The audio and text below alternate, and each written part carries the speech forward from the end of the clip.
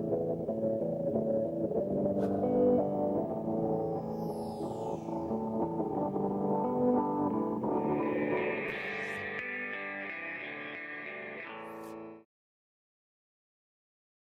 going to call this meeting to order, and to begin with, we have to add under our bills for payment, a bill from the cemetery committee for lawn mowing. So that's our addition to the agenda. And so moving right along, the minutes from our May 13th meeting. I would move approval of the minutes of May 13th. I'll second that motion. Okay, any discussion? All those in favor? Aye. Aye. Aye. I'll abstain because I wasn't here. Okay. All right, so you can sign that.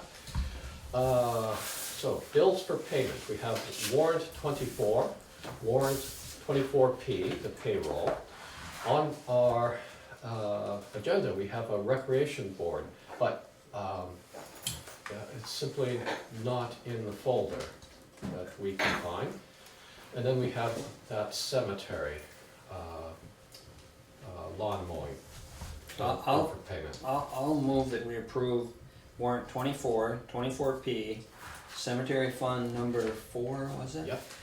And that we allow Zeke to review and sign the rec board number 11, and then we would review it at our next meeting. I'd second that motion. Okay, any discussion? All right, then all those in favor? Aye. Aye. Aye. Okay. Now, we were going to have some visitors coming to talk to us about problems on their road, but they aren't here yet, so let's move on. But are there any other public comments? Going to wait. All right. And because we thought that was going to take a while, we backed Chris Campany and the Windham Regional Commission representatives for a while. So let's move on to the highway report. How about that? And Lee Chamberlain, our esteemed highway foreman. The bids. Bids. That first. Okay. We have bids for paving, and wow, we've got a lot this time. You want to do the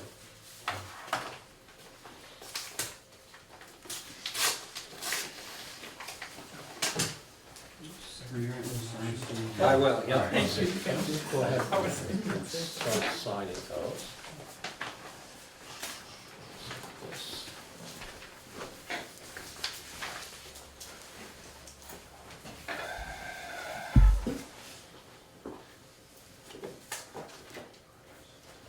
So Whitcomb would be 71.80 per ton.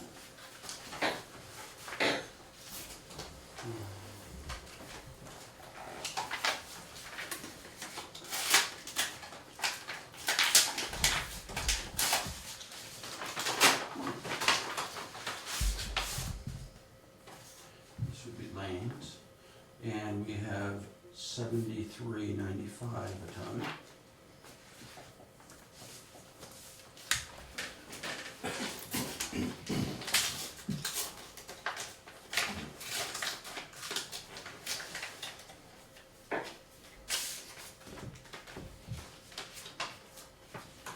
Springfield paving, which would be 71.82 per ton.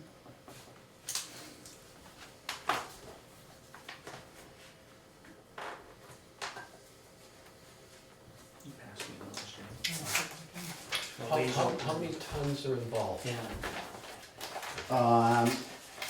It's up to $95,000, Okay. and that's what we have in the budget. Mhm. So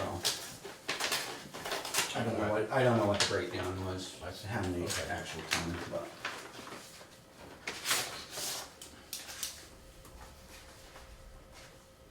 Okay. And this is Vermont Roadworks.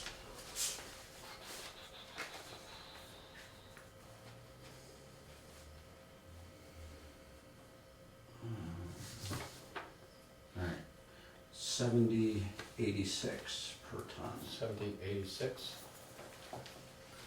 Yes. And I just wanted to make sure on this, so the max was gonna be, 95. That's fine. Okay, Yeah. all right, because she has down here 106. Yes, I believe that's everybody. So this is hopefully to do the end of Middle Road and Schoolhouse Road, how far? Up to Kenny Emery's driveway, or just past Okay. those potholes. Yep, yep. And who did our paving last year? We were Lane. Lane did, okay.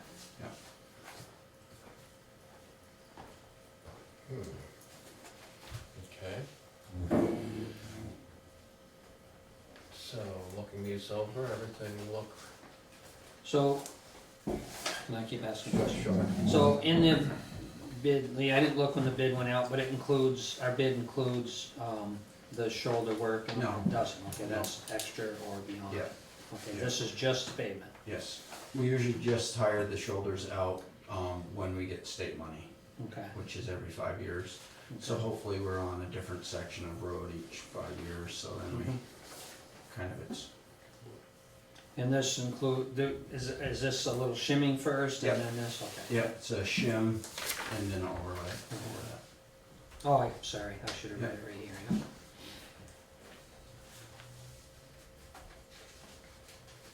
And then- Oh, here, So, sorry. so a shim is just a thin layer. Yeah, to kinda truing everything smooth out. things I'll up. peek at that one. Yep. And then the overlayer is the finished coat, right? Yes.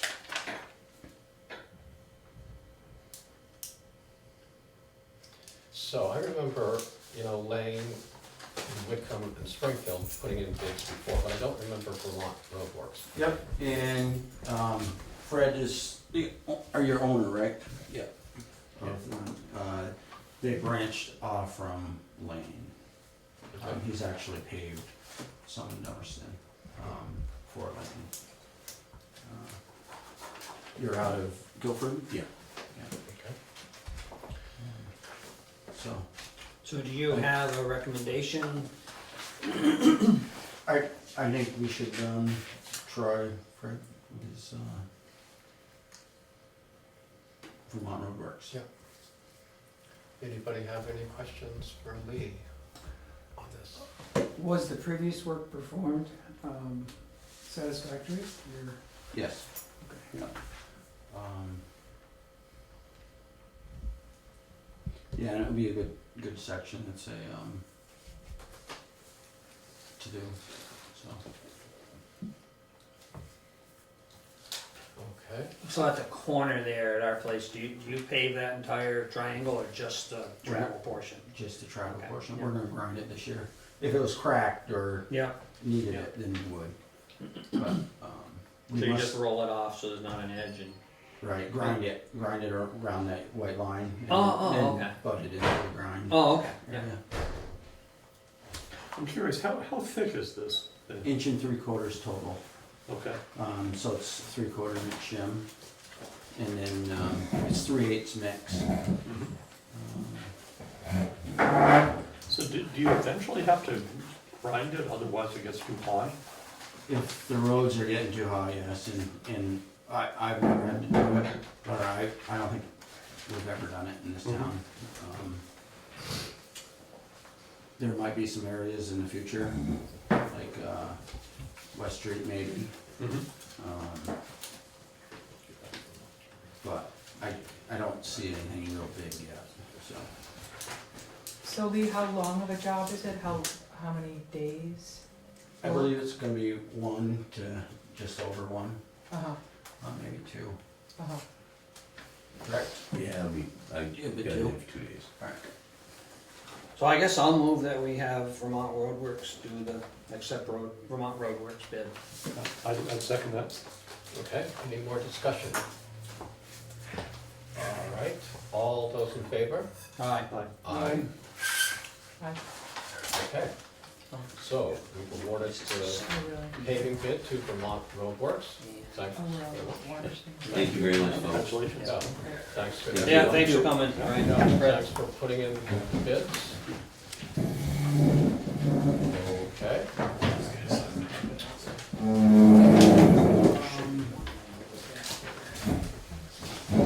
Next was the traffic Ah, study.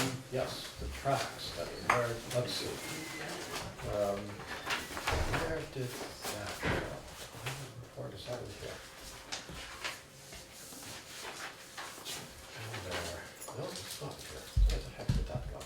Oh, the traffic study? Yeah, I saw that in the unfinished business. unfinished business, okay.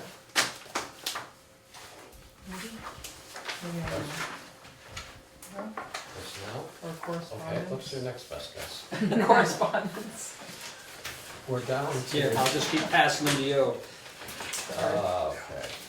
Well, anyway, this is another request for a road survey. Did see it here. Okay.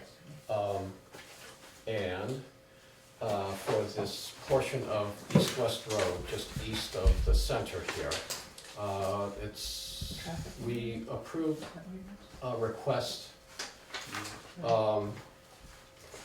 at our last meeting, I think it was. And so this is an additional request for another set of tapes about 600 feet down from the proposed site for these tapes that would go. And this is for speed, not just for traffic Yeah, counters, yeah, but numbers, speed. but for speed. Yeah, and the, so I question whether or not, there's a need for another set of tapes so close to the other ones. So I called Matt Mann from Windham Regional and put the question to him, and he suggested, this is, all right, that's, were you sitting on? Sure you will. So, he pointed out that it's simply a request, and when he comes to take a look, it will be up to him to make the evaluation whether a second set of tapes will be, useful in, conducting a proper survey and giving him the information he needs to make recommendations to us. So, that was his thought. Go ahead, put in the request, and, he'll evaluate it when he comes out. I'll move we sign the request for traffic study on East-West Road. I second that. Okay, now, any more discussion? Yeah, I think the best thing is have that sheriff sitting out here that's been out here the last 3 days. I don't think you have to monitor anything then. I know I went 25 getting here tonight.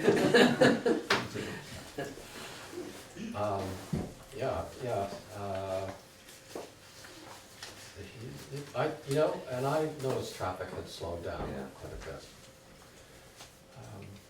And then, as I was leaving here this afternoon, he followed me all the way out to Middle Road.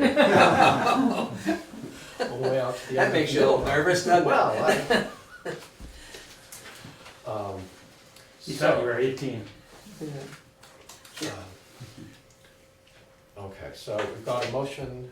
Any other discussion? Is there a concern about putting other tapes down? It was just a question of, do we need another set of tapes so close? It's not the worst stretch of road in town. And so I was, so that's why I called Matt, to get his advice. And if he comes and looks at it and determines we don't need one there won't be one there. So. Right, but, if he decides we need 3, we Yeah. can go ahead and put 3, yeah. Okay. Well, all those in favor? Aye. Aye, okay. And this is one, just need one signature, so I'll sign that.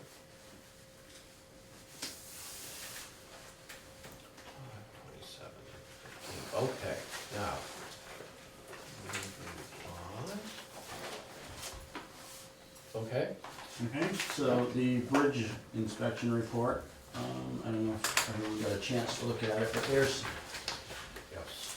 the last page is actually the brook, or the bridge down here on the center hill. And really, it's not making it sound very bad on this as far as, at first I was thinking that beams should be cleaned and painted. The guardrails, they, of course, on a lot of our bridges, the guardrails, the wooden stakes, the state rather see real guardrails. I was talking to Lori, and maybe we can do a bridge, you know, in the next budget, figure out what the guardrails might cost for doing, you know, 1 a year or something like that. But looking through it, everything looks good. Have you seen this? I haven't. It's pretty interesting. So, there was an article in the Reformer today about the bridge in Newfane, and it's saying how they rate them on 1 to 10, and 4 is about as low as you can go. You're in danger of, you know, maybe closing the bridge, but this is, you know, 7, 6 Yeah. satisfactory. Right. Good. For me, it's just, right now, I think that's the first bridge, it's just a matter of, you know, watching it and seeing how things go. Okay. We did have another part MSHA inspection of the gravel pit and screening plant. Everything went all right there. They inspected Renard pit also, the same day. I believe everything went well down there. I didn't actually hear if they did a couple minor ones or not, but I think everything went well.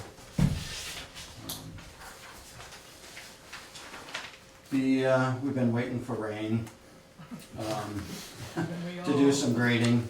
What was it, last week, we were able to get a couple roads done in that 1/4 inch of rain.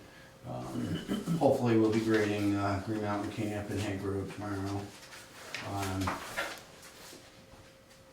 And also, we've had a water pump that we ordered 3 or 4 weeks ago, and they keep promising me it's gonna be in, so we can water the roads. And last I called, it was Monday, or Tuesday, and they said, well, by Friday they'll have it, so we'll see. Then the rain will come. Right, exactly. You know, what we need. Yeah. Right, right. I used to, you know, whenever we had a drought, I would just place an order for a couple $1,000 worth of irrigation equipment. Right. That would do it. Yeah, yeah, once the check is cleared, then. Or usually if you knock down hay, that takes care of it. Right, yeah, that's true. They, Yeah. they knocked a bunch down yesterday up where we were, and it didn't affect us at all, so. So Lee, you said water the roads? Yeah, when it's real dry, we'll take our chloride tank and we'll put out a couple loads of water first, and then we'll chloride it after we grade it. And it just helps pack everything back in. If it's really dry and you grade and don't water, And that's what the chloride does, is it? yeah, absorbs the water and it just, it'll pack it down, keep the dust down. I think you should try that right in front of Mr. Goodman's house. Yeah, we need to, yeah, that bump I haven't hit because I knew it'd be a dust bowl. He doesn't mind. I know, no. Chickens do the same thing. Yeah. Quarry Road, we have a construction meeting, 8 AM on Monday, May the 1st. They're planning on starting, I believe, the same day. Wow. We did get that amended, the stream permit, Mhm. so they're all set there. Could we get maybe an email sent out or notice? The construction meeting, we did send it out. I did. Okay. But the start date, I know he was talking with the landowners, cause he left an excavator over there, Mhm. and I think, yeah, I'll find out for sure. If Okay. he's starting on, I just don't think it's gonna be closed maybe the Oh. first day anyways, Okay, but I'm not 100% all sure right, on that. okay. I was thinking they were going to have to close it. Yeah, they are eventually, it's just a matter of the first day, it might not be. Yeah, Okay. so an email has gone out. I sent it to the select board. Oh, yes, yesterday. I knew that, but I was thinking of residents. So they- Included on there were Linda and Roger, Muriel and oh, Bob sure. Taylor. Yep, Yep, I saw that. Parks. But I didn't, it's tough to ask who really wants the information or not. Okay. David Keeley and Frank Butler also got notification. okay, right, okay. The mail great. knows, mail person knows and FedEx knows too. Yeah, we'll just have to call Keen and Rescue Inc. and Okay, all good. those kind of people. great. Okay, the trees on, well, all right, that's further down.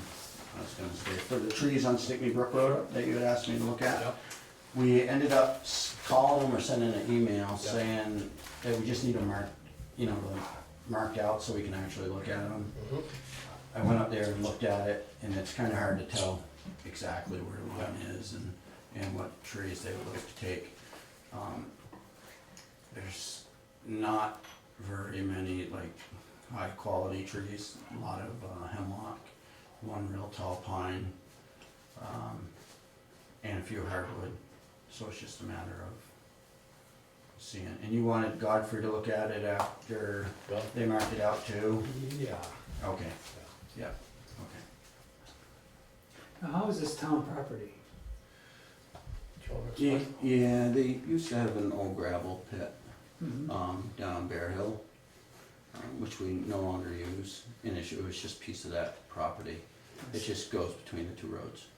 Okay. And you'd ask Godfrey to get a quote He's, for. he's our tree warden, and so where these are town I trees, see. he, Kind of come up with a value, right? And if it's, as far as erosion or Mhm. anything like that. In other words, if it's a problem to cut them, that it would create erosion. Right, Mhm. right. Mhm. I don't really think that's gonna happen there, Mhm. but it won't hurt to have a second opinion. So then are we gonna have a discussion after that about it? yes, he was going to come to this meeting to, elaborate on his request. And because Lee went up the other day, and wasn't able to really tell from the map that he sent which trees were really under discussion, I asked him to, wait until, our June 10th meeting, and that should give us time. And in the meantime, mark the trees, so. So he'll be on the agenda for the next time, and that's when we'll have, we can discuss. And you can be thinking about it in the meantime. Okay. I don't know if there was anyone else with any questions or? Do Do you want to? the Hague Rd people, I thought, Yep. Yeah, but you're gonna Um, stick around for a little while? yeah, Okay, yeah, I was great. just around. Good. Okay. Oh, and the Sue Berry, she Yes. has requested a culvert. She's at where Leonard Road comes out onto Stickney Brook. And Lee, you want to explain? Yeah, when I went over there to actually see if there was enough depth in the road and the ditch, and come to find out there isn't even enough depth on the outlet side where the ditch runs along the road there. Yeah. So a culvert wouldn't work anyways there. I suggested one thing to her, and she was gonna check in on that, but as far as the town goes, I don't think there's much that we can do. Mhm. It's kind of been a problem. I mean, it was there originally, the ditch cutout was there, and I just, not sure that's the best use of town resources anyway. I'm glad it, Right, when I went over there, I brought her out there, and I had the tape in my hand, and, said that we go down 36 inches, so there's enough cover over the pipe, and there was 24, so we would have to lower it quite a bit. Mhm. And then we'd have too flat a ditch going to the stream, and then it'd just be problems, Mhm. so, She's worked hard. yeah. She does work hard to Yeah. try to control that, yeah. But I think originally it was made pretty clear that there was a cutout there anyway, it wasn't a Yeah. surprise. It was right in the curb cut, right there. Just because I knew that it's not gonna be the prettiest thing in the world. Yeah, yeah. But Well, I think she appreciated you. oh, right, yeah, trying. oh, yeah, exactly, she understood totally.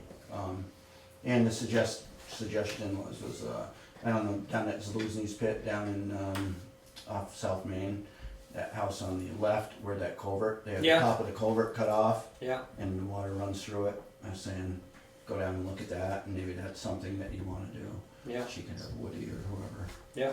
do that, but. Good, alright, should I take this stuff with me, or? do you It's all want- right there. Okay. All right. Great. Any other questions for Lee? Comments from the audience? Everyone's road? Oh, okay, okay, this is your chance.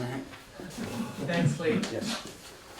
Okay, so, Chris Campany, want to come up, and our two representatives to the Windham Regional Commission, Lou Sorensen and Roger Turner. Toss that blue seat there.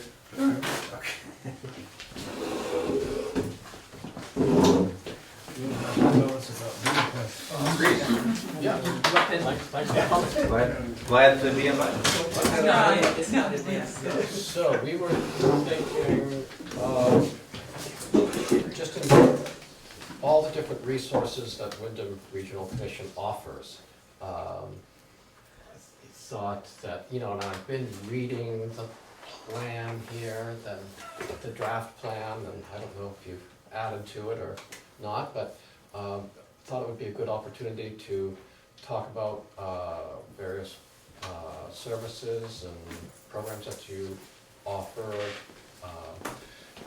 as a resource that might be helpful for Dummerston, and hear what you have in mind, new projects, or just, maybe a chance to chat. Okay. Do you want me to give an overview? Sure. So, I brought a few. Sounds all right with everyone? Yeah, sounds great. Yeah, good. So, of course, you know your two commissioners, and they're outstanding. And this guy is particularly familiar with the commission. Goes back with it a good ways. So I actually for this, that I'll use for other towns too, just came up with a summary of, and I don't know if I have enough for you guys, so a summary of our work programs or areas, and I'll go over that in just a moment. Here is a copy of the town, we developed town profiles for each town, and here's a copy of those for each of you. Fun. Great. Here is a summary of how we are funded, and it's kind of important to go over that just because it's a mystery to most. And then here's what we call just a municipal services policy, and I'll get into that. Looks like an extra one. You may have to just keep them all in the same direction. But in a nutshell, Windham Regional Commission, we're the regional commission for 27 towns, it's 23 towns, and the 23 towns of Windham County, Reedsboro, Searsburg, and Windhall, and Bennington County, and Weston, and Windsor County. And we were the first regional commission established, and have a long history. You have two former directors that live in the town. Bill Schmidt was the founding director.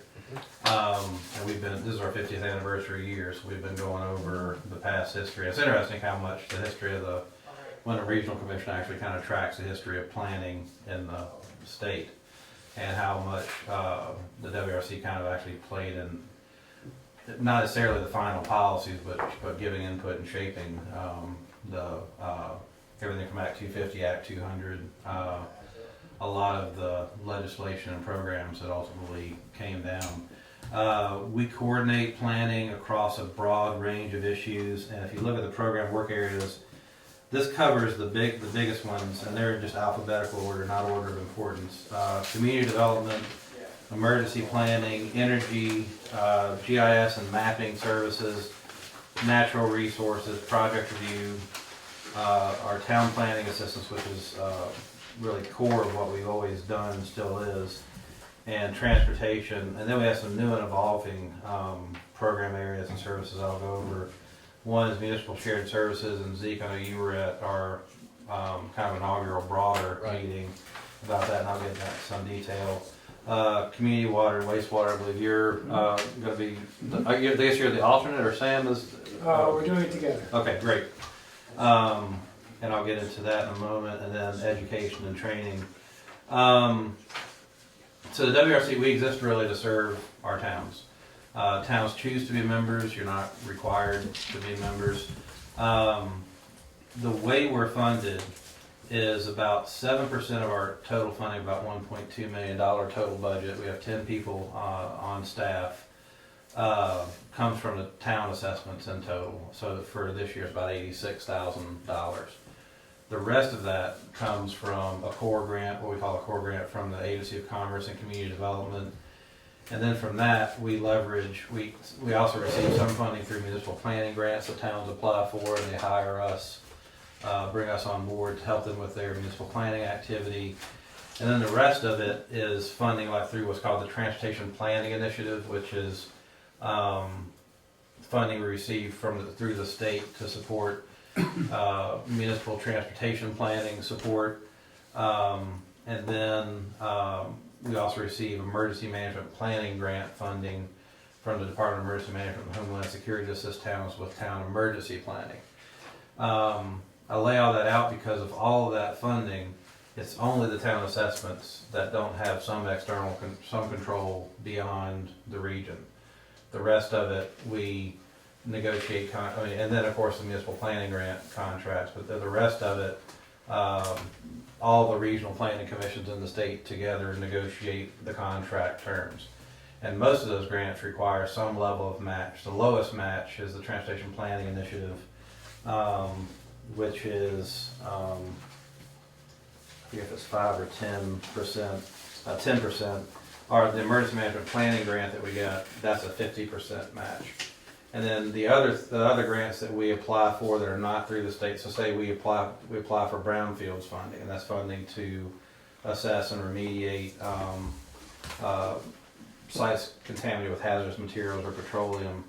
That also requires a match. Or if we just completed a forest stewardship report, and that was funded through the U.S. Forest Service, but again a 50% match. So a lot of that core funding that we get from the state actually goes to trying to bring other resources in to support town planning. And the way that that's structured is we always try to make these programs work as well as we possibly can for the towns, but of course the funding is coming externally, so what the state's priorities are may not necessarily be what the town's priorities are. And to me, that's why some of the municipal services work that we're talking about is so important.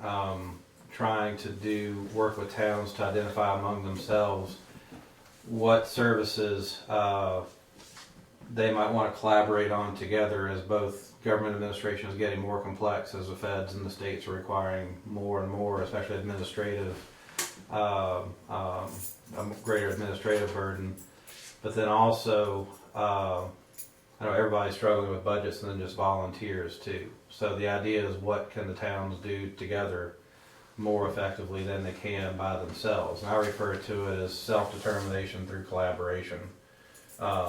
Way to look at how do we preserve Vermont's form of governance by actually having towns work more in concert with one another. And I think Zeke can attest to it. It's right now it's an organic process. We're convening the towns. We'll have the conversations, figure out what role is appropriate for Windham Regional Commission to have. In some cases, towns may pair up on their own, and that's totally great. Like if Dummerston were to pair up with Brattleboro or Putney or somebody else to collaborate on, I don't know, say animal control or something, that'd be totally fine too. But we're just trying to figure out where might there be some efficiencies to either save money or get greater value for the money that you're putting in. And that's something new, not fun, that all the regional commissions are looking at. Because we also recognize that increasingly the state is looking to the regional commissions to help implement state policy at the town level.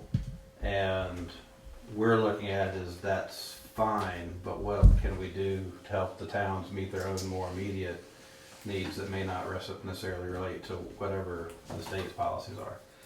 So that's kind of how our funding is structured. We have a very strong committee structure within the commission comprised of your commissioners. They're the ones who are in control. But a lot of the work gets done, each of those programmatic areas that I mentioned to you, with the exception of GIS and mapping, really has its own committee. And so the commissioners drive that and provide guidance to staff about how we're going to proceed. And so the town appointed commissioners as a whole really do drive the bus. And then I work for them and the other staff work for them. In a nutshell, the best way to use this, and not to make light of it, is just call us and just tell us what your needs are. Because it may not be anything related to these programs. You may be having difficulty with a state agency on something and need us to help with the communications with that agency. We're happy to do that. We've even worked with towns to help negotiate differences between planning commissions and select boards where there are differences. So we're happy to play facilitation role. Brattleboro Housing Authority brought us in to facilitate a conversation about how to reuse the Melrose Place properties. We're always happy to provide advice on, like, if you've got an Act 250 permit before you, you're trying to figure out how does that process work, or Section 248, an energy generation permit, or Section 248A permit. A tower, we're happy to help you, guide you through that process. We can't represent you in that process. You've got your own standing, but we're happy to help explain this is how it works, not only in theory, not only in terms of like its formal processes, but generally speaking, how those things work. I know you called Matt, or I gather we weren't able to touch base before I came, but I gather was it about traffic count? Yeah. So yes, if you have questions, like technical questions, like how does this state program work? How do we apply for that grant? What are grants? What can they be used to support? We can answer those questions. We can answer more detailed technical questions. Matt works closely with a lot of the road foremen. We can meet them on a regular basis and get into more of the technical side of things. Natural resources. You guys have an incredibly strong conservation commission and real leader within the region. But one of the things we try to help do is like convene other groups like the conservation commissions or the energy committees, just to provide a forum for them to have a conversation with each other. But sometimes, like, the conservation commissions may come to us saying, can you convene us around this specific topic? And Dummerston's been a leader in that. But basically almost any area that you've got, Westminster called our associate director, Susan McMahon, asked her to come down to look at their, I think it was a town hall about making it more, I believe it was making it more ADA accessible. I may be wrong, but for frequently we're called to come in, and then we can help explain what state programs you might be able to access to do that. And then we can always help, like, with, when it involves a lot of staff time, sometimes we may need to enter into a contractual agreement because we're serving a lot of different folks. So we have, sometimes if it involves a lot of meetings and a lot of writing, we may need to ask for financial support. But if it's something like in this case, if it's just helping with an RFP to request architectural services, that's something pretty standard, easy for us to do. And I'm just using that as an example. So really, if you guys have a question about some issue in town, or some an issue with a state agency, some policy, some bit of legislation, or even just trying to help facilitate a conversation, we're happy to do that. And you can call me directly, you can call any one of our staff will get you to the right person, and then we'll just take it from there. So I would say, so to some extent, you can kind of consider us as like your consultant team, and then depending on how deep we've got to go, then we figure out, okay, do we need assistance about beyond, depending on, and most of the level of engagement that we have with towns is more of the phone call or come to a meeting nature. It's not typically, can you write this plan for us? And in some cases, we actually do have fund, like through the emergency management planning grant funding. In that case, we do actually have the funding to do the drafts of the hazard mitigation plans. And I believe we helped with your local emergency operations plan Maybe. for this year. Yes, actually, yes, yeah. So don't ever hesitate to ask. I mean, don't worry about cost and all that. We'll figure that. I mean, if there even is any. So in other words, don't let that be an issue. We'll figure that out if there even is something above and beyond. So that's kind of us in a nutshell. Mhm. When we use VLCT a lot for, as a resource, but more on, legal Yeah. and statutes, but it seems like, you should be on our speed dials also. When we go to you, should we be copying, our representatives, so they're kept in the loop of what we're requesting? Or? Everyone has a different relationship. Each town has a different relationship with their commissioners. I strongly encourage it, and we try to always copy them on whatever correspondence we've got. I would encourage it, but I will leave that to you and your representatives. But I think it's a good thing, because that way they know what's going on. Mhm. And are there instances where we should go to them first before we go to you? Or? I don't think so. I don't think so. Again, the reason I'm pausing is that almost every, not even groups of commissioners, almost every town, every commissioner has a different relationship with each other. So I would say it's more how you want to do it. But I would say absolutely just pick up the phone and give us a call or send an email, and I can be the conduit, or like in the case of transportation, go directly to Matt. Natural resource, you can go directly to Kim. You don't need to go through me. But I'm also happy if you're not sure who to go to. I'm happy to work with that too. So I'm just saying I'm not a gatekeeper or anything like that. But I'm happy to kind of think through maybe who, and sometimes what the help that we can provide is, it may not be us, and we'll be happy to tell you, oh, we don't know that, but we probably know, like, from a degree or two separated from who does know that. And it sounds like you're using VLCT absolutely the way you should, like on legal advice, insurance, more of that kind of town day-to-day business stuff. That's what they excel at. We are more the policy stuff, the planning stuff, the grants, the resources, that kind of thing. Sometimes, I might add, it works the other way in terms of communication. Like with transportation things, the state might does regularly ask for ranking or comment on priorities for projects. And as a member of the transportation committee, I'll give Lee a call and say, talk about what's on the list, or what the town's policy or desire has been. Mhm. And that's one of the reasons you've got great commissioners, because not every commissioner does that. Not every select board wants that kind of interaction, but it's great that you guys have that kind of exchange. To me, the more you've got these guys involved, because they really are representing your interests before the different committees that they serve on. It really does help, and it gives the town more ownership of what we do. So do you attend monthly meetings? How often? We attend full commission meetings monthly, and committee meetings usually meet monthly. I'm on community development, which meets pretty regularly, and I was on emergency management, emergency planning too, but that's been kind of Not meeting very much recently. And you're appointed, does the Yes, select board yes, we- appoint we- them? Yes, Okay. we appointed them, reappointed them, And, just after town meeting. and is there are there term limits or? One. It's a one-year term, so Uh-huh, as long as they're willing, okay, so there's no term limits, no, not that. but they get reappointed each year. Mhm.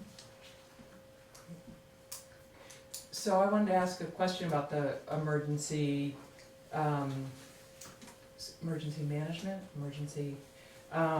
so I would imagine you're looking at how things are changing with VY closing. Is that, are you gonna help towns figure out the shifts That- that are gonna affect us? That is a conversation that we've asked the state to engage in. Let me give you a little history there.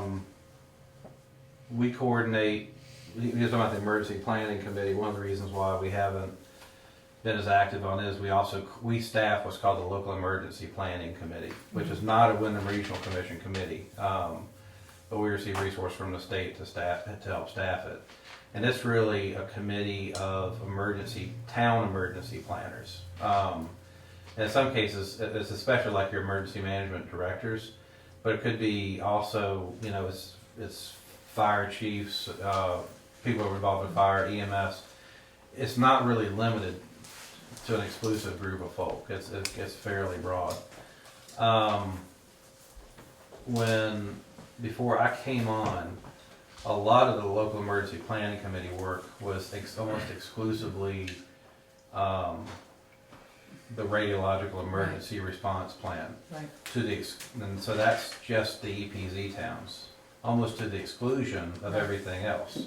Yeah. So the things that we absolutely know we're gonna get, flooding, ice storms, other things, there wasn't a lot of work around that. Right. And so one of the things that, I'm not just saying this was my doing, but one of the things I heard that, and so we started focusing on not just VY, but the broader spectrum of issues that all towns deal with.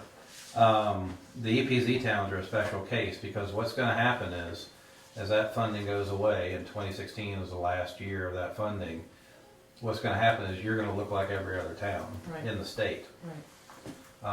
For the most part, no funding for EMDs. It'll be up to, unless you choose to do so, which frankly, I would encourage you to do so, at least pay mileage to get training and that kind of things to support the work that they do as volunteers. But one of the things that I've suggested, I need to follow with Erica Borneman, who oversees us for the Department of Emergency Management and Homeland Security, is frankly convening the EPZ towns to talk about this is what life looks like when you're not an EPZ town anymore. Emergency planning zone town. So it can be done, but it's gonna look very different. And how you guys organize your emergency response is probably gonna look a lot different. And so happy to help facilitate that kind. And even if DMHS doesn't want to participate, we're happy to convene EPZ towns and just have you guys talk. And what I had suggested to our emergency planner, Alyssa Sabeto, because for so many years there was a kind of a dichotomy between the EPZ towns and non-EPZ towns. It's fair to say that there were, and memories run long sometimes, but that some of the non-EPZ towns felt like the EPZ towns got far too much attention. But I know there are some out there who would be happy to sit down and talk about here's how we do business without any funding. And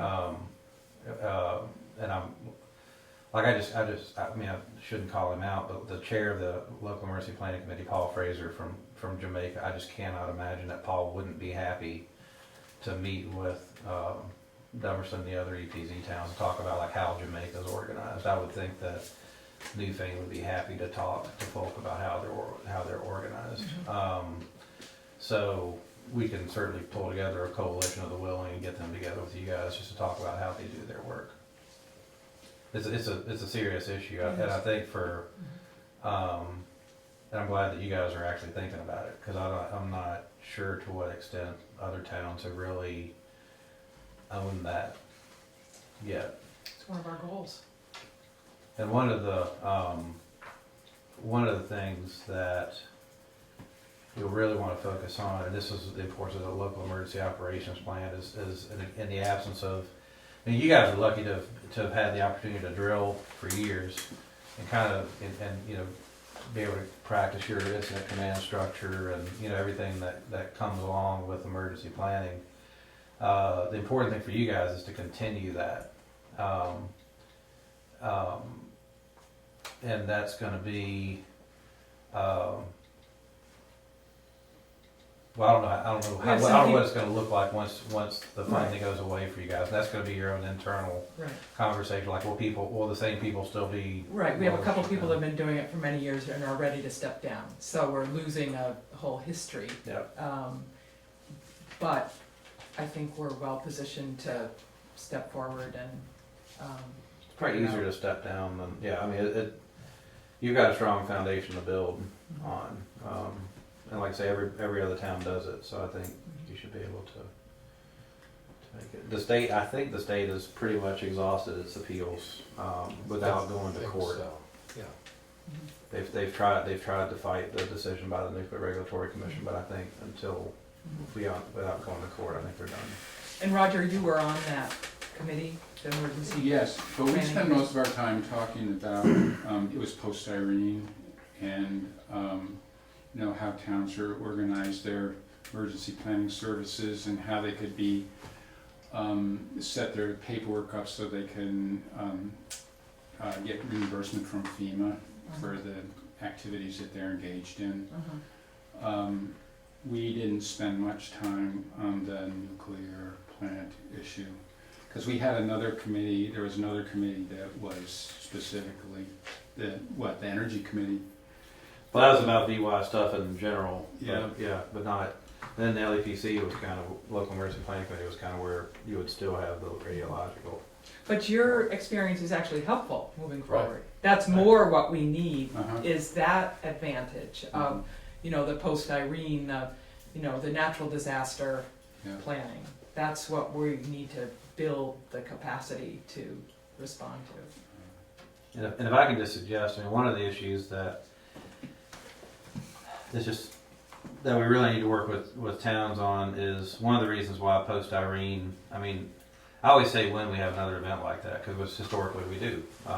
And it's not to be threatening or frightening or anything, it's just fact. And the state, there was made available what's called hazard mitigation grant funding, and a number of towns couldn't qualify because they couldn't meet what FEMA calls the benefit cost analysis. You have to demonstrate that for FEMA to fund, say, the upsizing of a culvert or going from a culvert to a box culvert or something like that, that you need to show the math that shows that replacing that structure or upsizing it in the end will cost less than just dealing with the repetitive damage.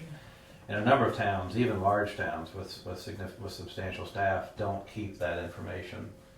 And it's basic stuff like hours, materials, equipment hours, that kind of thing. And we're happy to serve. We do bridge and culvert inventories for towns. I know you guys are one of the few towns that maintain your own, so you could even do this yourselves. But just keep detailed information, not even when there's a declared event, meaning there's a presidential declaration, but like if this storm cell was to sit over us, it damages a culvert, keep that detailed information. Did you have to set up? Did you have to close the road? How much time did that take? What were the equipment hours? What were the material hours? What were the person hours? And keep all of that. Take lots of pictures, so that then, so then you can it makes you more competitive for those grants. And what I'd like for us to do is have all the towns in the region do more of that, so that when that funding becomes available again, we as a region will be more, all of our towns will be more competitive. But it's really, and like I say, we're happy to be the archivist for that. You guys have put more resources, I think, into like town staffing and that, and then some of the others.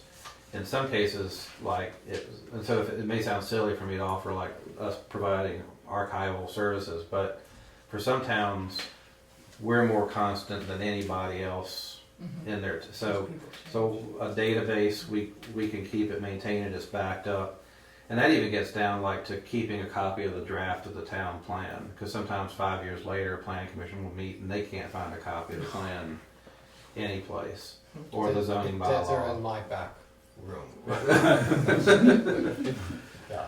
So to get talking about how to use it, I mean, so even for something like that, if you want to say, you know, we've got our copy of that, could you please put this in your Dummerston file to make sure that the next planning commission will have access to it. Didn't mean to get off on that tangent, but I would just say that that in addition to your local emergency operations, one of the things that you can do most for yourselves as far as like long-term hazard mitigation is keep records, and FEMA loves pictures. Oh, I've got another matter, completely different. I'm the president of the Putney Bicycle Club, and Route 30 is a real resource. You know, people drive great distances to ride their bikes on Route 30. It was actually a big factor when we bought our land there on Camp Arden Road 36 years ago. I was out on Route 30 today with a push broom, clearing up the bottle that's been on the road all spring, and it would be great if we had a street sweeper that went from Brattleboro up to Newfane and back. And I can't imagine it would be that expensive. I mean, it is a state highway. Who does that sort of work? That'd be Mark Pickering, the district tech. He heads up the V-Trans district for this. For the barracks you got here. Right. And we can make that request. What they do, I don't know if they must have swept. I'm only becoming aware of this recently. So as towns ask us questions, we become more educated. Matt probably already knew this, but they have different tiers of sweeping. And I think what they do for Route 30 is, I think it's tier 1, which is there's a dump truck that drags a sweeper behind it. It's not the machine that you see on the interstate or in Brattleboro, even with big spinny brushes and the water and all that.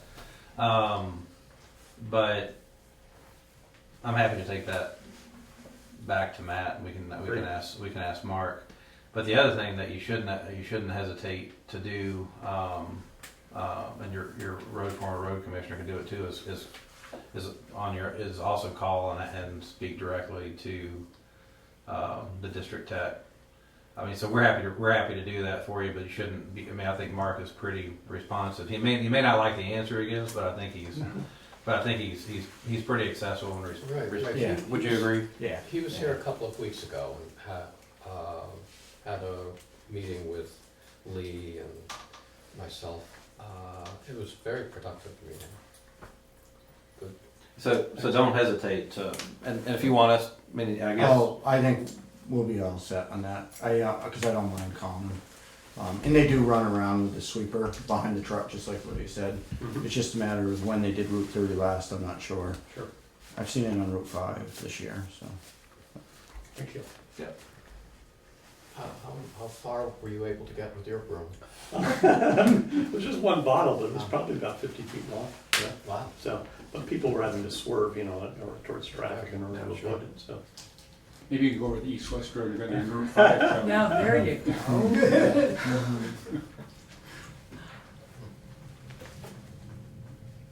And don't ever hesitate, if you got issues or concerns, don't hesitate to call either, because, I mean, as manager, I can't fix it if I don't know it's broken. So don't hesitate. If you're not getting the service that you need or that you expect, or if you've got an issue, don't hesitate to let me know. So do we get updates from you guys and when you attend meetings in terms of issues and what's going on? We've kind of done an annual, Yep. but we haven't done anything Oh, I more mean, than that, I don't think. I'm not looking to make work, I Yeah. just, We've suggested that, but I'm happy, and I think Roger is, to meet with you on whatever frequency, whether it be general stuff or issue-oriented stuff. well, if we can count on you to, just keep us abreast of things that you think we need to know about, that's helpful. Yeah, and I have to say that the Windham Regional Commission is also really good at sending emails to the town office, and Lori and Pam become really aware of meetings that are coming up and trainings that are being offered, and they're good at notifying the appropriate town officials who benefit from those. And that's a fine line for us to walk, so towns feel like we send way too much information, other towns don't feel like we send enough. So we try to err on the side of sending sending what you need to know, but again, if folk are ever feeling like you're getting too much, tell us and we can customize that more. I do think the other day they sent up a training report on some invasive species, and it was actually for the guys. They could sign off on it, and like a little like workshop in the morning. I think that was really good, and I think they should do more of those, even one a month or one every other week on different things that all employees should be trained on. Yeah, that was the Emerald Ash Board? No, that was the it was the plant that was like a thistle. Okay, like one of the real caustic ones that'll burn the Yeah. out of, Yeah. And we're happy to do, and that's the other thing, see from your perspective, to the extent that you can speak up, especially among your counterparts in the other towns and say, I would like to see this more frequently. That helps, because just every town is different. Some would like to see us have more of those trainings, others would.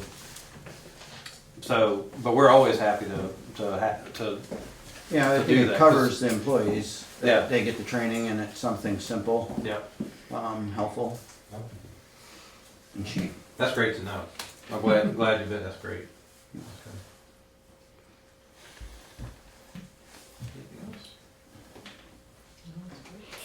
You came and did a training on open meeting law a couple years ago. And I've got just one question. I've been getting some advice from VLCT, but let me run this past you and see what you think. The select board traditionally used to do what they called a road trip, and they would get a van and the road foreman would come along and they'd drive out to some places the road foreman wanted to show the select board, and they'd maybe a place where a new culvert was going to go in or some work had been completed, or just a problem area. And so it was a really good education for the select board members to see what was going on and with the roads. And the last one was a few years ago. And we were thinking, oh, it'd be great to do that again. But then we began thinking, how do we warn this? And do we have to rent a bus for members of the public to go along with us? And VLCT thought was, and they said they were playing it pretty conservatively, but they thought having the select board members all in a van driving around was not an open meeting. And so they advised us not to do this anymore. And so I was wondering, would there be some way around it? What about if we... Well, it's not, I don't think it's around it. Can I make a suggestion? Yeah, I mean, sure. what I think, and this is just my opinion, I would talk to your town attorney before this is not legal advice. I think it's just kind of practical advice. Yeah. Is warn it, say where you're gonna stop. Think ahead about. I know you're if they're predetermined locations, but you can also say this is the route we're gonna follow, because you may see some things along the way. But what I would suggest is don't deliberate until you come back to a place where people can. So you can ask questions, of course, but as far as like discussing what to do about it. Yeah. That's where I would say you come back to this room and you deliberate upon what you saw. Because I think what the open meeting law is really trying to get at is the deliberation and the decision making. So that's what I would suggest. Now an attorney may say, no, that's absolutely the wrong thing to do, but it just seemed like it'd be in the town's interest for you to be able to see it would seem like that would be a valuable experience. But don't make the decisions about what to do about that transportation issue or that road issue in the van.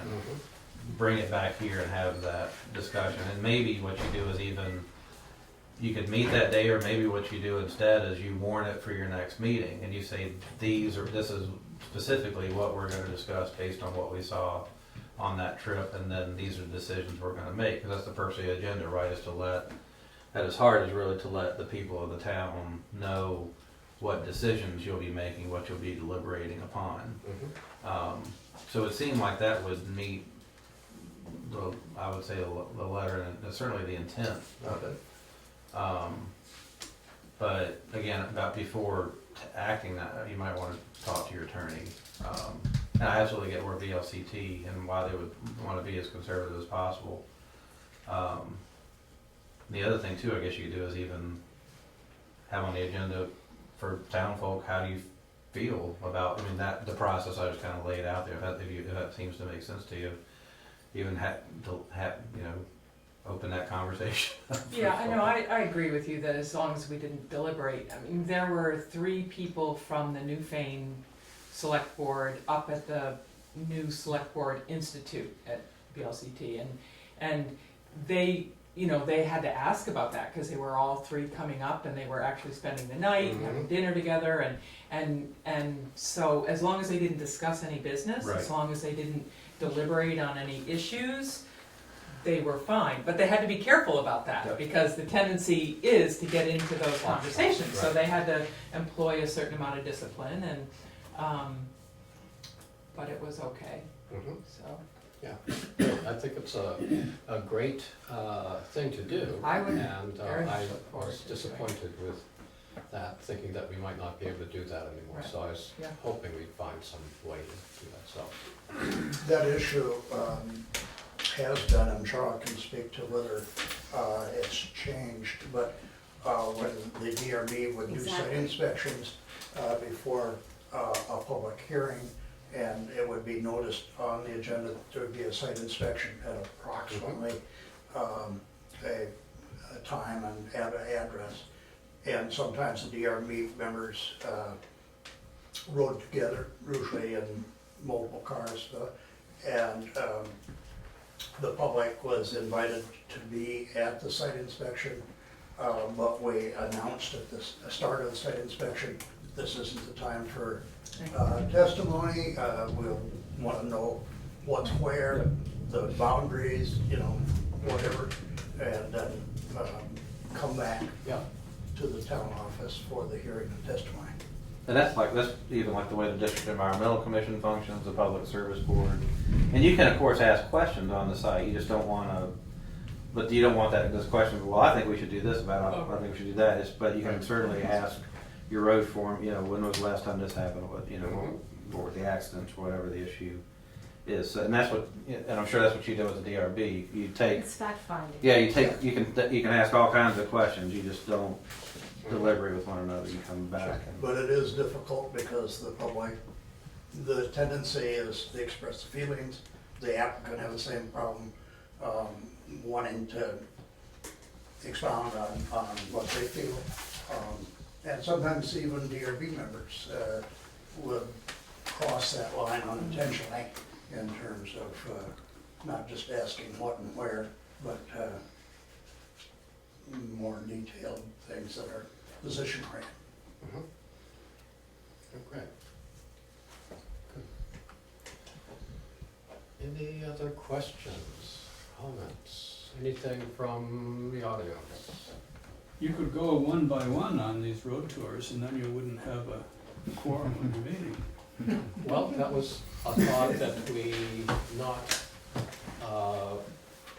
travel in the same vehicle, that we, but in the interest of energy conservation, Well, that's true too, of course. so,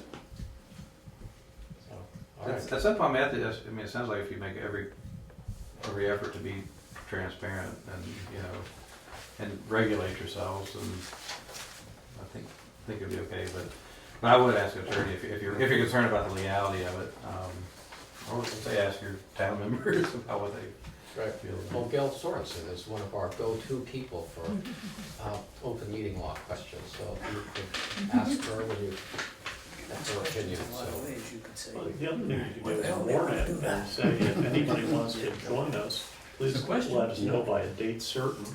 And then, that would dictate the size of the vehicle. Yes, or we just caravan. Yeah. Yeah. The issue, that's a good question for VLCT. I think warning and having a van for yourselves is one thing. Having other citizens in the van with you may get into liability issues beyond public meeting law. And again, I'm not an expert on that, but that's a good question for VLCT about, because that's where the caravan does, because everybody's in control of themselves and their own vehicle. So, because again, if you think about the way the District Environmental Commission and others do it, you have a hearing on site.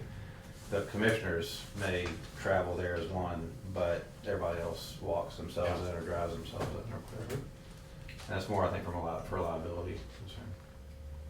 Here's a stack, everything else I just gave you, and then also, this is an annual report from last year, just kind of 10,000 foot summary of what we've done for a number of towns. I'll leave that with you. And so one of the reasons you may want to look it over, it's also available on all this is available on our website, but one of the reasons you may want to look this over is again just to kind of fertilize your mind with ideas about how we've been used by other towns Okay. and what we can do. Did this help you? Is this what you were? Oh, yeah. Yeah. We'll see you next week. Great. All right, thank you very much for coming. Thank you. We'll get in touch with you, maybe to set up a meeting later. And thanks for your time. Yeah, thank you for what you do for the They town. commissioners put a lot of time Yeah. and a lot of travel too, because we tend to meet central to the region, so. Yeah. Great, thanks very much. Thank you.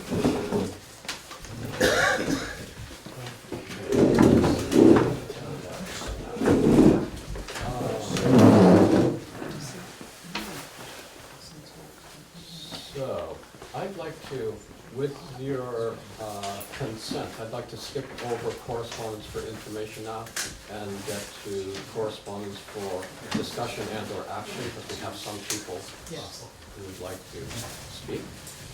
And, so if that's all right with everyone? Great. Okay, so we have the Agency of Natural Resource comments on the Historical Society's Act 250 application. Would you like to speak to that? Sure. Okay. Well, actually, Charles I don't Fish. really I didn't look know forward you to were it, but I called enjoy it. Charlie. I must have known that. Yeah, it's very familiar. I've never even met the woman. Yeah. She says, "Thanks, Charlie." Nobody calls me Charlie. Yes. Maybe Chuck. I was taken aback. I was too. My wife was even more indignant. I'm sorry, I've been out of town all day and I didn't get back in time to answer your phone call, but then just as I sat down with my gin and tonic and my computer, I opened and read an email from Gail Sorensen, alerting me to the fact that, in fact, this is on the agenda for tonight. So I put the gin and tonic in the refrigerator where it's still there. And I am here. You're ready to go. I'm ready to go. Not as well oiled as I would have been if it had been another half hour or something. So you want me just to explain the? Sure. Right. Well, it turns out that to do the schoolhouse project, we were required to submit an Act 250 application. And Cindy Wilcox was the main author of that, although other people helped out.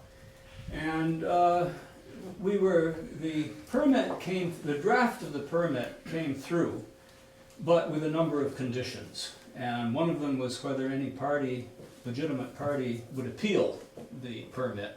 And apparently nobody did. As far as I know, there were no appeals from any concerned party. And so that was fine, and I think the deadline on that was April 21st. But two of the conditions in the list of 20 or whatever are why I'm here right now, condition 11 and condition 12. And condition 11, they both have to do with the riparian setback, riparian buffer to protect streams from erosion, contamination, pollutants, and so on. And I'm familiar personally with the purpose and the reason for that kind of environmental protection, and I know some of the people who've been involved in working on it with the state. I don't happen to know Mr. Cox. So condition 11 says that you need a setback of 50 feet of natural growth unmowed, unplowed, unsnowdrop, no snowplow on it, and so on. And but if for some reason that is a hardship for you, you can ask for an alternate plan, which would involve lower vegetation at some unspecified distance away from the stream toward your project. So presumably you could have taller vegetation or maybe untouched natural growth near the stream, and then at some point, presumably, you would plant things that would help to buffer the stream, but would be lower and wouldn't obscure the view of your site. And that seemed like something we certainly wanted to look into. And I sent an email to Ken Cox, who's a fisheries biologist, the day before yesterday, but I haven't heard from him. I invited him to come to tomorrow's meeting, the building committee's meeting tomorrow at 10:30, and I invited him to come at 11, and I haven't heard, so my guess is his schedule doesn't permit it. I said that I knew it was short notice, and he could tell us if he couldn't make that meeting, there would be some day or hour when probably he could come, so we would meet with him again. The condition 12 is how you sign or mark the buffered area. And there are various ways you can do it, like a split rail fence, boulders, signage. And it's really just to let people know that that is a protected area and they shouldn't be doing anything there that interferes with the buffering purpose of the site in the first place. So that's where we stand. And we're concerned, of course, because it's a very tight space between the stream and the schoolhouse. And we hope we can work out something with Mr. Cox that would be acceptable to us and other people.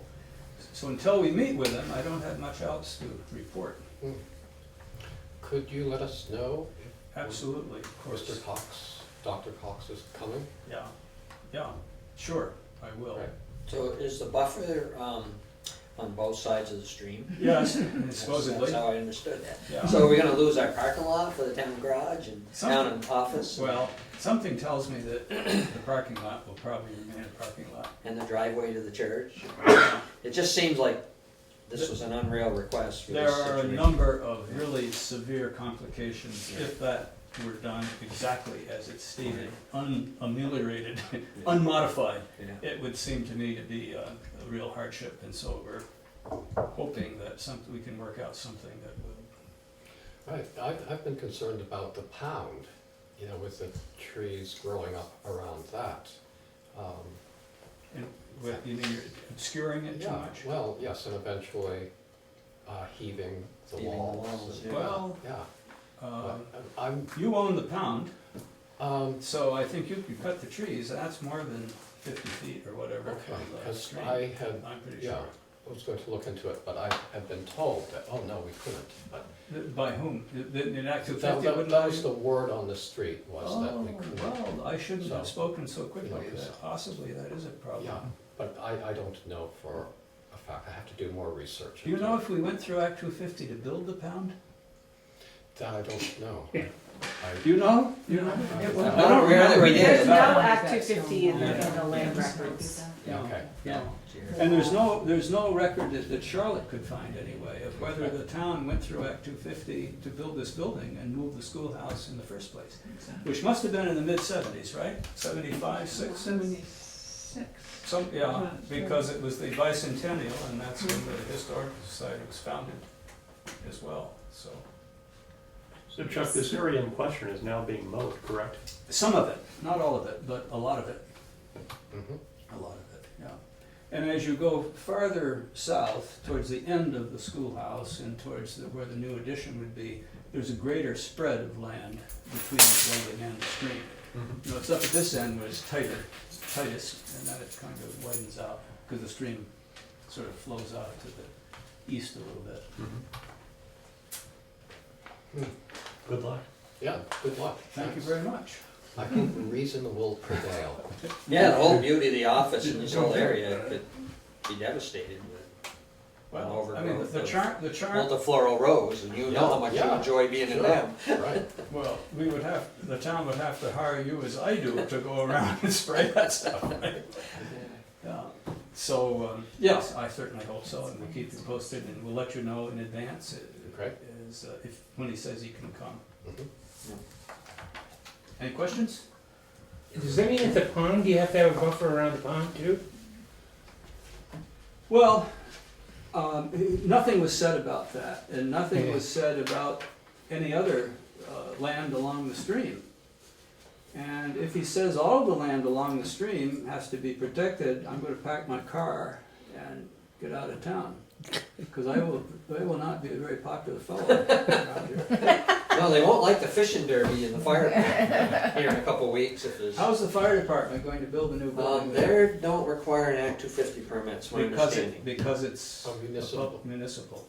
Right, under Maybe 10 we could acres. municipalize the historical society. Would you like to? Why don't we do that? That does not mean that there wouldn't be Would you some like to involvement trade? from Do the you wanna- A&R, but. I could speak, we might just trade, then we could use your bathroom, right?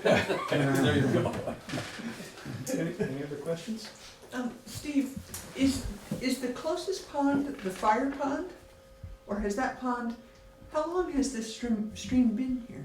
Is that over? You know, I don't know, this, I don't know. Yeah. Of course, the fire department I think it's controls the always been stream. there. but- but- Okay, so it's always been part of the national, I was just curious if it was a runoff for when the fire pond was put in, so that there'd be a place for water to go, or? There was always water that came from the other side across. Yeah. When I met with Even, him, even, even back in the pretty 19th reasonable. century, if you read the old school records, this was a swampy, marshy area here. There was insects and bugs, and they'd move the school around depending on whether the kids could stand the insects and so on. So it's always been wet, so there was always something coming down next to the road, I'm sure, and coming through where the firehouse pond is now. But whether it was a neat little stream like this, I Right. don't know.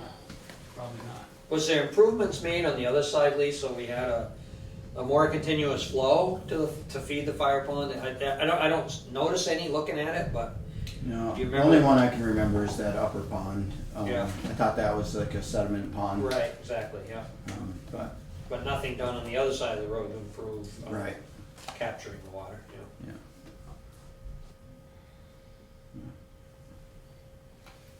Thanks, Joe. Well, thank you Thank you. for hearing me out, and we'll keep you posted. I'll be over for my gin and tonic right after. So, is there any, The ice may have melted, but Yeah. it'll still be cool. is it too late, the common period is, we can't, the select board couldn't weigh in on this, could we? On this issue? Well, And you know, I should, one thing that is so obvious, we all sort of forget it. We don't own that land, you do. Right? We only lease the footprint of that land, we lease the building and the footprint. So anything that's really official with Act 250 is going to be between ANR and you, not the Historical Society. We're in the middle of it because we started all of this, but you are the active, you're the party, really. Well, if that's the case, why do we need an Act 250 permit if we own the property? It's a public building.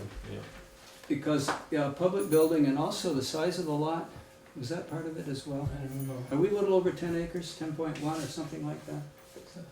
Don't tell them where the septic system is. Well, that's far enough back. Yeah, but they'll make you get another site. Well, that would be a problem.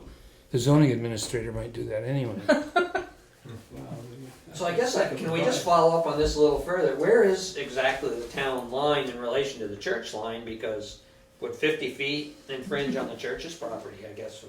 Yeah. This certainly is a can of worms I don't think anybody expected to get into. I expected that can would be mentioned. I was coming over here tonight, I was thinking, can, I know the can is going to, it won't be a can of tomatoes. It's going to be worms. Yeah, Yeah. could be worms, yeah. So Ken Cox is the one who's gonna actually He was help the, you, or? yes, he's the one we were told to get in touch with. Have you Yes. dealt with him? Yes, Yeah. and he seems very nice. Is he a nice I guy? think he's pretty, yeah, he'll listen to you. Put it Good. that way. I'll tell him that you So. spoke well of him. Yeah, Good. yeah, I mean, I don't think they're gonna ask you to do anything what's really stupid, Well, or too stupid. I hope, I hope not. You're on camera, Lee. Yeah, I You know, know yeah, that. there's a range there, you know? I noticed you corrected that. Yeah. I think I'd meet with him and see what he has to say before you get too nervous. Yeah, good. Well, we'll do that. I'll tell them that having heard from you, I feel reassured about the whole enterprise. Yeah, tell them we stocked the pond, so the fish should be floating down every year. Oh, good, right. Brook trout? Bring some gin. Brown trout. Brook. Brook trout, fantastic. Okay, Okay, great. thank you. Thank you. So, Victoria Budasi, is that right? Mm-hmm. And Barbara Morris, would you like to come up? Sure. We got the letter that you sent Mm-hmm. here someplace. Actually, we need. Well, I still call those letters. but- Oh, okay. Sorry. What would you like to, We'd like to Explain just to us. discuss the problems with maintenance on Hague Road during the winter, Mhm. okay? Now, I have called the garage, I have written, December 3rd, I think I wrote a letter to the select board. On April 9th, my partner has congestive heart failure and we had to call an ambulance, okay? When they got there, they could not get up to the house. They had to call the town and have somebody come out and sand, before they could get to the house. They got to the house, they put my partner in an ambulance, drove her to Brattleboro Memorial. I locked up the house and took care of things, and then I followed. I hit a patch of black ice on Hague Road and spun out. Camp Warden. Camp Arden, right. Spun out, totaled the car, and I had to go to the hospital with a concussion. Now, we've warned of this a number of times. Since in the 20-some years that we have been here, this has come up almost every year. And more than once, I have said, I have a very complicated heart problem. Vicky has issues of her own, and an ambulance always needs to be able to have access to get up that road. Now, I've been taken by ambulance at least 4 times in the time we've been here. Vicky's been taken 3, 4 times herself, so this is not something that is going to occur once every 10 years. I can tell you right now, it's gonna happen again. It's just a part of our lives. And we have to know that the ambulance can get up that road. And because it was April, I think, and it was past the season, it was somehow decided not to treat the roads at all. And I think that is wrong. If the roads are icy, if it's July 15th, they need to be treated, because this is when these kinds of things happen. And it took a good half an hour from the time the ambulance, from someone got here from the ambulance to tell us they could not get up the road, to go and find somebody so they could get the road sanded. Meanwhile, I'm sitting there waiting. Fortunately, everything worked out okay, but that may not necessarily be the case the next time. Now, we have noticed that when they just do sanding, partial sanding actually, they will sand the hills that are on the road. We have the steepest hill on the road to our house. I don't know if you're familiar with where we're at. We're at the very end of Hague Road. And they don't do that hill. This has been going on, as I said in my email, for 10 years. We have to keep calling, we have to keep getting someone to come up to the house and take care of the road. Our driveway is better maintained than that piece of road. Now, there's a very simple, very easy solution. Tell the drivers of the plow truck or the sanding truck not to pick up the blade before they get to our driveway, which they do. And then we have this big pile of snow. Our driveway is maintained, and we have to go through this big pile of snow to get to the road.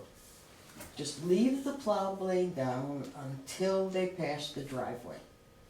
Keep the sander going until they pass the driveway. Now, we donated some of our land, and so did Evans. so that a turnaround could be built there. It seems to me they would wanna plow that out too. So, if this happens again, I don't think we'll be coming to the select board to try to get it solved. So, what can you do? And they have to sand that hill very much in order to get down it. It is the steepest hill on Hague Road. And it's 600 feet almost straight up. Now, we can't have another instance where an ambulance has to get to the house and they can't, and then they have to go find somebody to take care of the road so they can. And it's always, as Barbara said, it's always in April. It seems like they do not maintain the roads after the end of March. I understand the desire not to screw up the roads, and the ruts can be really bad in April. But to tell you the truth, my life is more goddamn important than a road rut. So I think you have to use judgment about what's more important, ruts in the road or somebody's life. And in this case, it happened to be a matter of life and death. And then Vicky, the paramedics told Vicky, that if she had not been in a Subaru, she probably would not have survived the accident the way it happened. The front end was But because pushed into the driveway. that car is built so heavy, and it's the safest car on the road, she was protected. But I did wind up with a concussion. I was unconscious for an hour and a half. I still have the effects of the concussion. They haven't gone away. And again, all this needed was sand on the road. Now, I don't know why they don't want to take care of that part of the road. When we first moved here, they would end at where a trailer was for on Evans' property, and we had to maintain the rest. We spent, I don't know how many days, looking through town records, looking through road records, to prove that that part of the road was Hague Road and should be maintained by the town. Finally, Shorty got it put through, and ever since, it's been sloppy. So, what can we do? Can you instruct the road commissioner that that has to be taken care of? Well, he's right behind you. Actually, Yeah, we're I'm the just the road, foreman, but we're the road commissioner. Yeah, so right. Yeah, he's- okay, the foreman, he's the whatever, foreman. whatever your title is. we are gonna It's put road foreman. in under drain up along there because of that. It's so soft up through there, and that's half the problem is when you go to plow it, you're digging up half the road, and it gets really soft. I understand all That storm though, I was expecting it to warm up fairly quick. It didn't warm up as quick as I thought. Once I did find out you were having problems there, I did send a sand truck over there.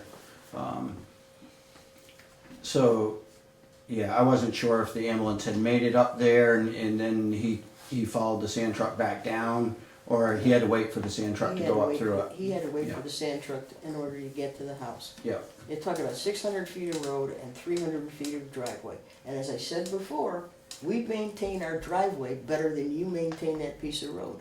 yeah, and. When it was first taken over, when the town first agreed to take over maintenance on that part, Wayne Emery was the, whatever, Foreman. he didn't want to do it. He didn't want to do it at all.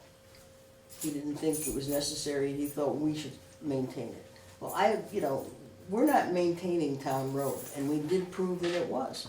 And the road beyond it is town road, even though it looks like a old beat up, well, what can I say? Logging road. Oh, logging road. Yeah. There's got to be a solution somewhere. I mean, we can't have this happen again. You should go over the roads in April and sand the bad spots. Because the black ice that I hit was right there on Camp Arden Road, just before the, right on the dirt road before it changed into a paved road at the bridge. Now, we have, yes, we have insurance. And a lot of the stuff is taken care of. But there's a lot of out-of-pocket expenses that are not considered by anybody. And, you know, this has cost us a bit. So, you know, like I said, the solution is tell your men to leave the plow blade down until they pass our driveway, and the same thing with the sand truck. Don't turn it off before you hit our driveway. Yeah. They have to come up there anyway because they have to turn around. So why they stop before the driveway, I don't know, because they have to go past the driveway anyhow. And plow out. Yeah, and I can let them know that, and with that situation there, and I might tend to lift the plow up too, but now that I know you want it down, because they're one-way plows, so they only direct the snow off from, you know, so that it's pushing most of the snow right into your driveway. So a lot of times when you're going by a driveway at the end there, where it's so narrow anyways, when after you turn around, when you come down, you'll take and get rid of the snow away from your driveway instead of leaving the mound in your Yeah, but that driveway. doesn't happen. But as far as sanding goes, every time he does go up there, you on that hill, honestly, you sand because it's your life. Right? Because it's, I mean, the driver sands it every time he goes up there, unless the chain is froze up where he can't sand. He sands it, but very lightly. Yeah, he only does half. He only sands One side. coming up. Yeah, he doesn't sand when he goes back down again, or vice versa. I'm not sure what it is. But only half the road gets sanded. Yeah. And I guess because he figures, well, there's only 2 people up there, they can get down. Yeah, No. yeah, I'm not sure that would be the Yeah, logic that's he'd not. use. That's not. And Because actually, in April, it is tough to plow a dirt This is road. all, in April. this is all winter long that we only get. Oh, I thought you said it was in April. No, no, no. That they didn't Next- plow. This incident happened in Oh, April. okay. But the half-road sanding happens frequently during the year. And sometimes it does not, which leads me to think that somebody else is doing the plowing, because sometimes it's absolutely beautiful, but most of And the then there are time it's times- not.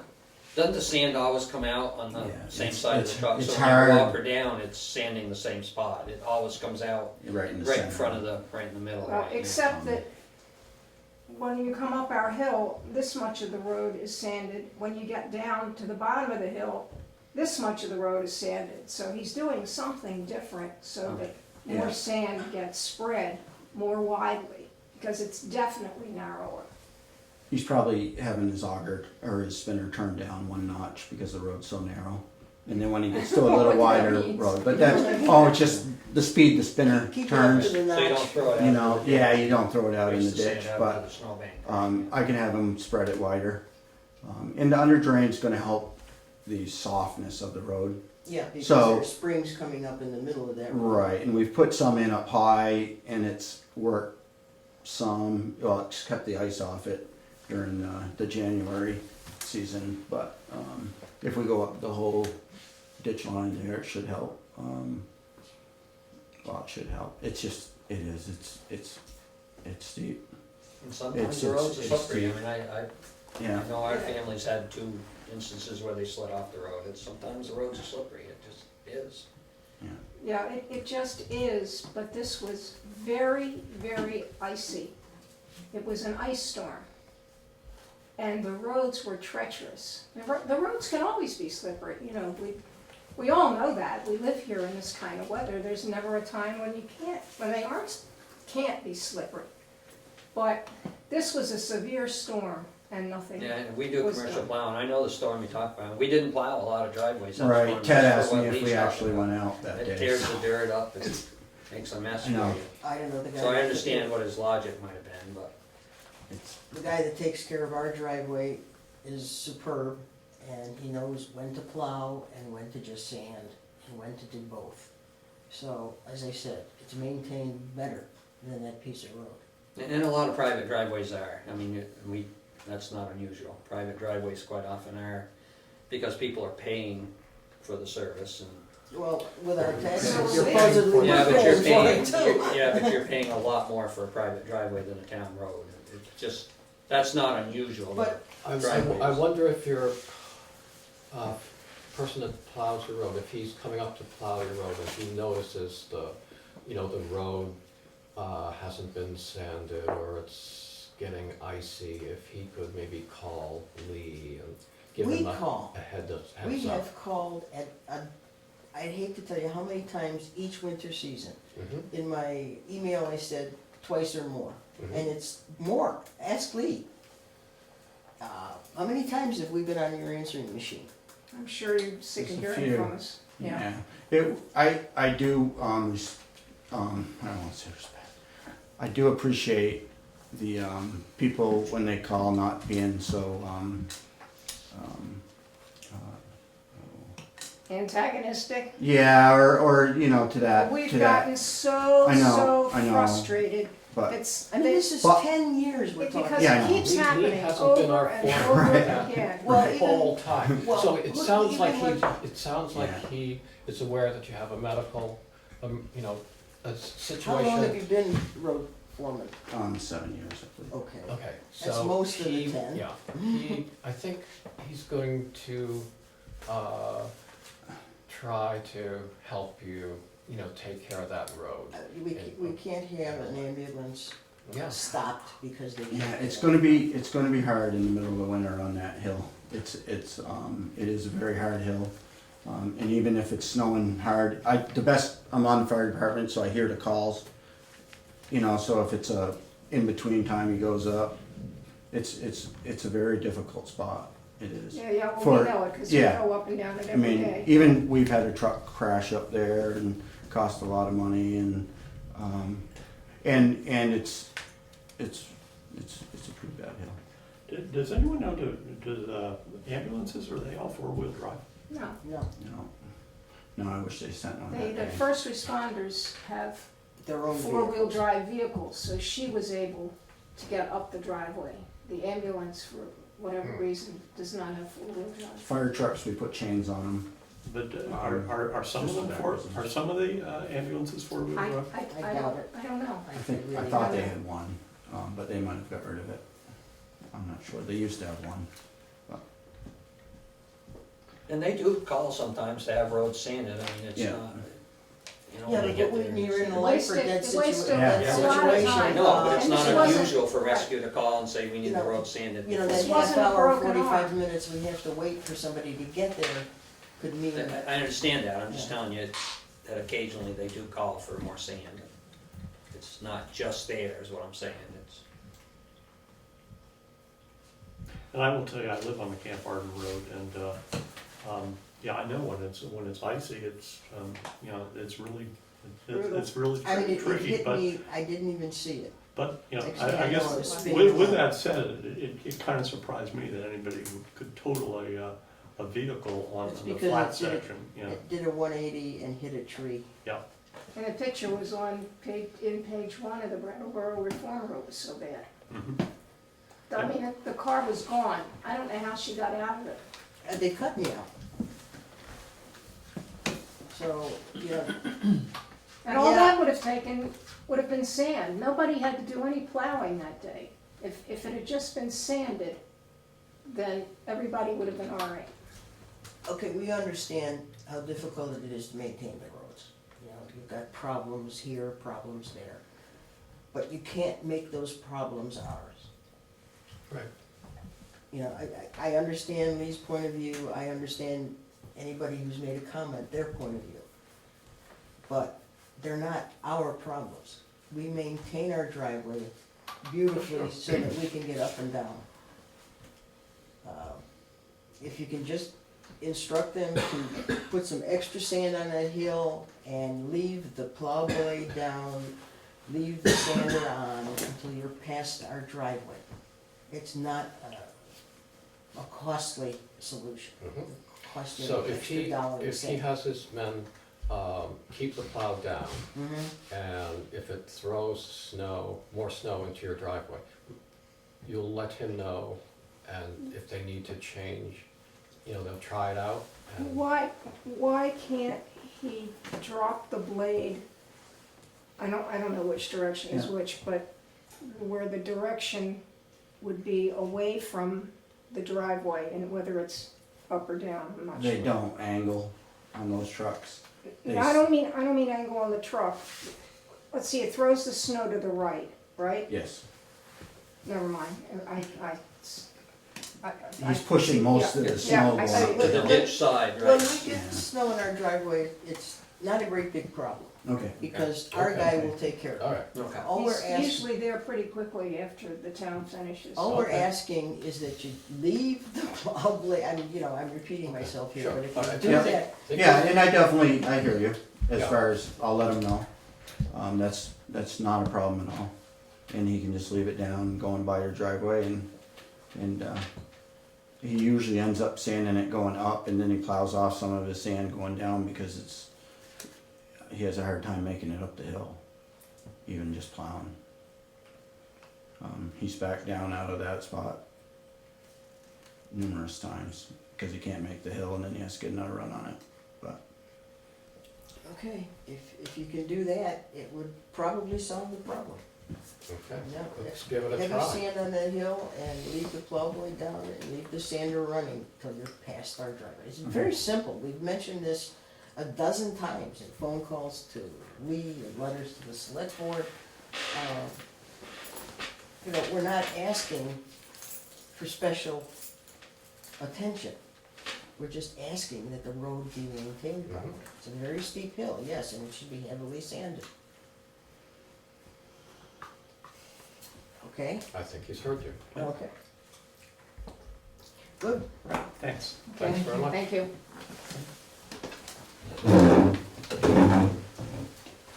Have a good night.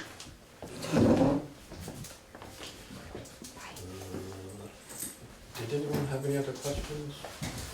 No? Okay.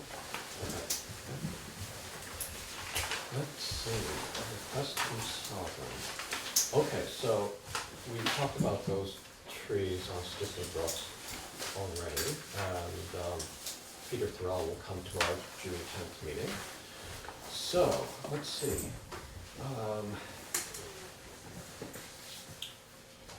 Let's move on to new business. If you'll, with your permission, we'll jump ahead again, because I think people are fading out there.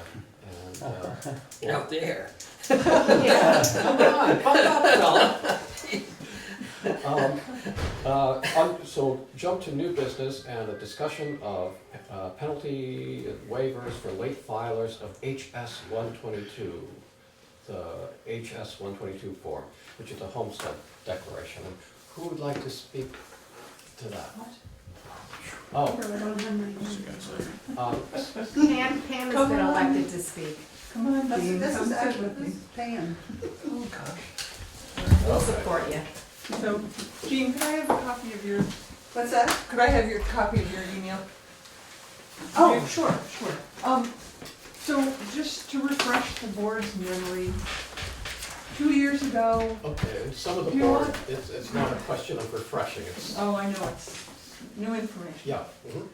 So every year, homeowners have to file a declaration that they reside in their home full-time, and it's called an HS 122. And that form and that filing gets transferred electronically to the listers here in the town, and we classify those taxpayers as homesteads or non-residents. We have a two-tiered tax system. In Dummerston, our homestead tax rate is higher than our non-residential tax rate. I'm gonna be jumping around, I think. No, I'm no, gonna try. no, perfectly clear. So, the deadline to file that is April 15th. It's the same time as you are required to file your IRS and state income tax forms. If you don't file it, there's a penalty. And what has transpired over the last few years is changes that the state has made in these filing requirements. 2 years ago, initially we had to file every year. 3 years ago, they said, no, the legislature said, no, you know what, you're gonna file once, and only if you move, sell your house, or pass away, would you remove that homestead declaration? So basically, they were saying, all of you are gonna be homestead filers unless you take it out of the program.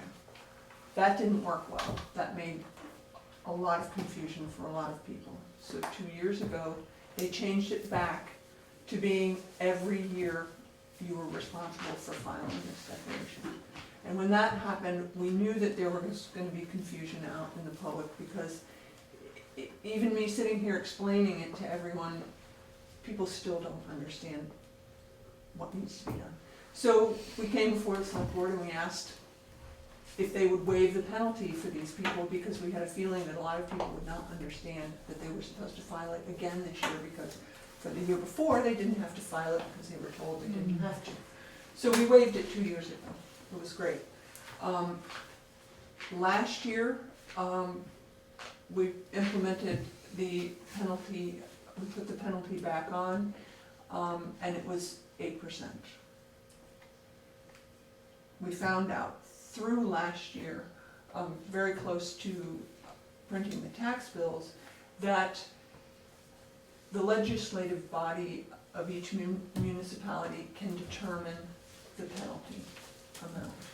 So it is up to the select board to determine how much that penalty can be.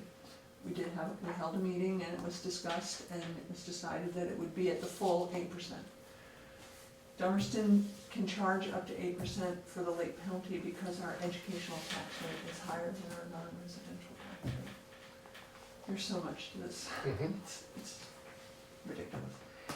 So last year we had 96 people who did not file their homesteads, which is really one of our higher numbers. So most of them filed. We got that all taken care of. This year, we have had some discussion in the office as to how we can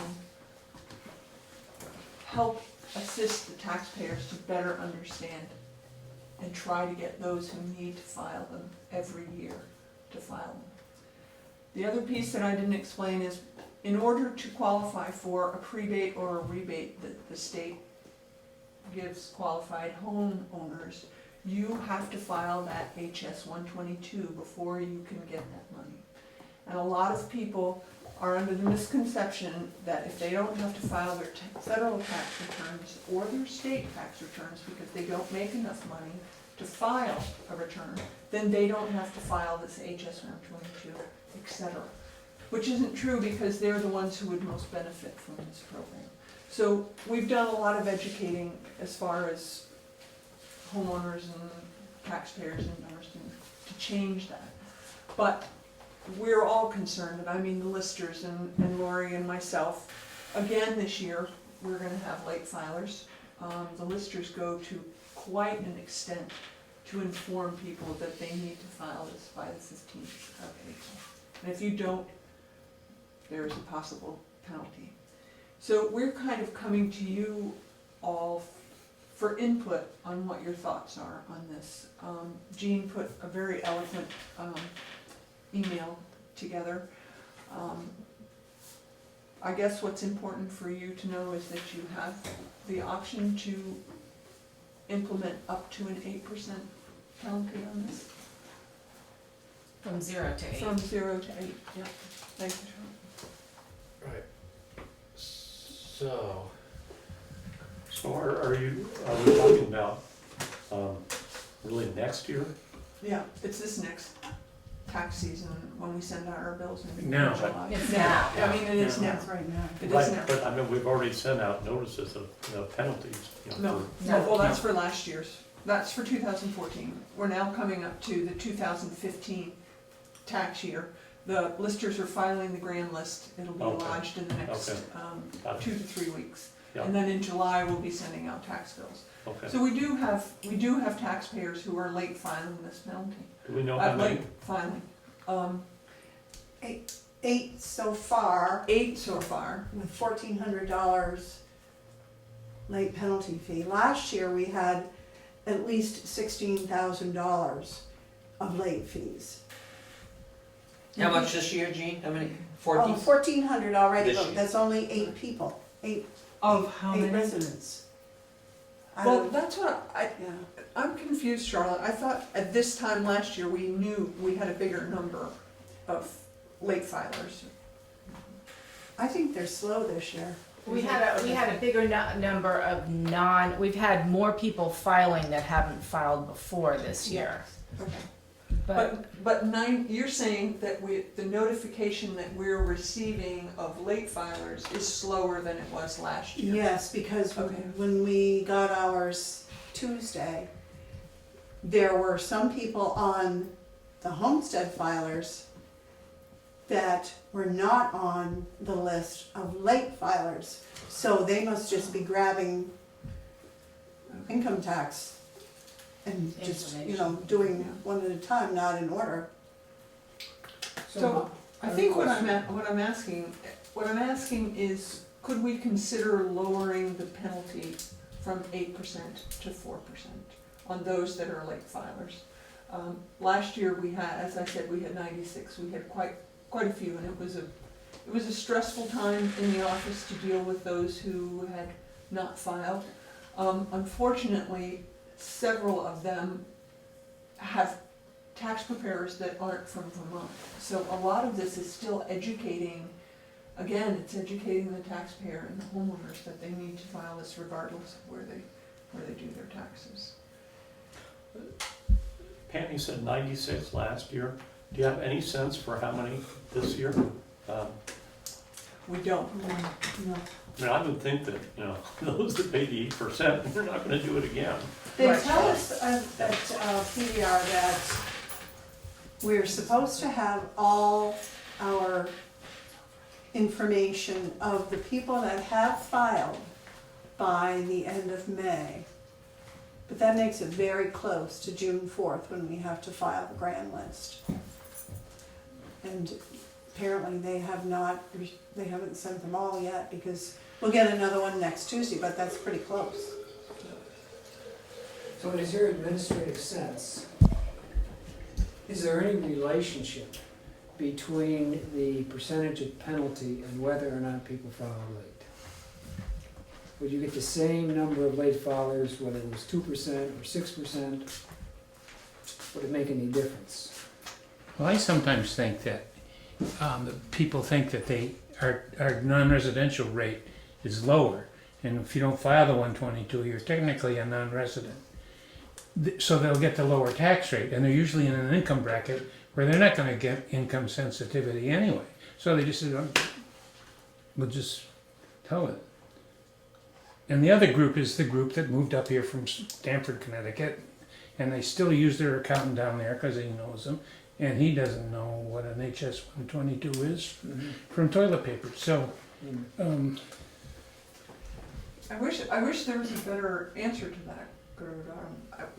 They just mentioned today that they finally got a resident after like 6 years of living here to finally file the HS 122. And had they filed it late in the past, or No, just they hadn't filed it at all. Never filed it. So they were never penalized. They were never penalized, and they were paying a non-residential tax rate, So the considerably less than what they should be paying. Right, so the people that do, get the notice and they get a notice of penalty, a large majority of them then comes through and Yep. fill out the Oh, yeah. HS 122 and then also Right. get penalized. Right. When So they see the it's- penalty, they say, Yeah. "Oh my gosh, So I it's didn't kind know." of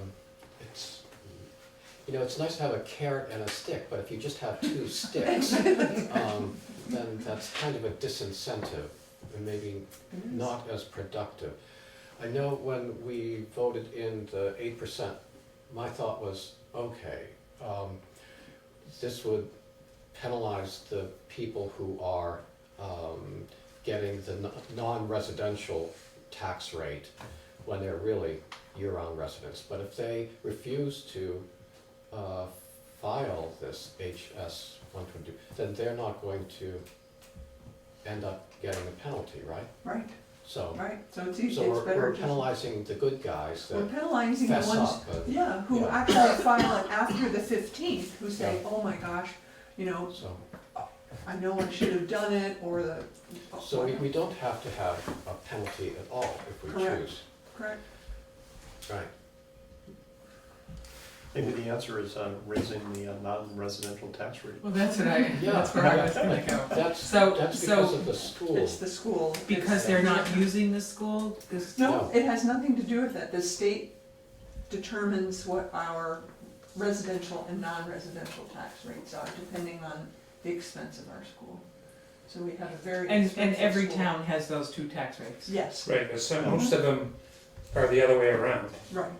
There are towns that have the out-of-state or non-resident, and that could be, in Steve's case, or in a lot of people's cases, you have your primary home, 2 acres, and then you have additional land and buildings. In his case, Like a business sugar buildings, house. you have a barn, Zeke has, farm buildings. Those other additional buildings are charged at the non-residential tax rate, which is less than what your primary home is. Yeah, they're But- used for business. It's used for business or Yeah. whatever. But there are other towns whose non-residential tax rates are higher than their educational tax rate. Again, it's state, it's the legislature, it's their mechanism of how they think they can make this fair and equitable. But when you have a town that has a more expensive school, we're gonna pay more for that school as residents than non-residents. I wish I could explain it. I And, wish I and could so they really have explain to, this, they but- have to submit this form every year. Yes. Yes. But most people do. I mean, most Yeah. people do. I had a young man today, I did it with him online in our public workstation, he's lived here 4.5 years. And he said, well, I have an accountant in New York who takes care of it. But is it our responsibility to train their accountants? I mean, No, I so can't. many people in our town do it properly and do it by the date. I just, That's why I think the penalty is fair I do too. and Right. to remind them to get a hold Get it done. the guy in New York. It's April And- 15th. It's But it a- doesn't it's seem to be perfect. working.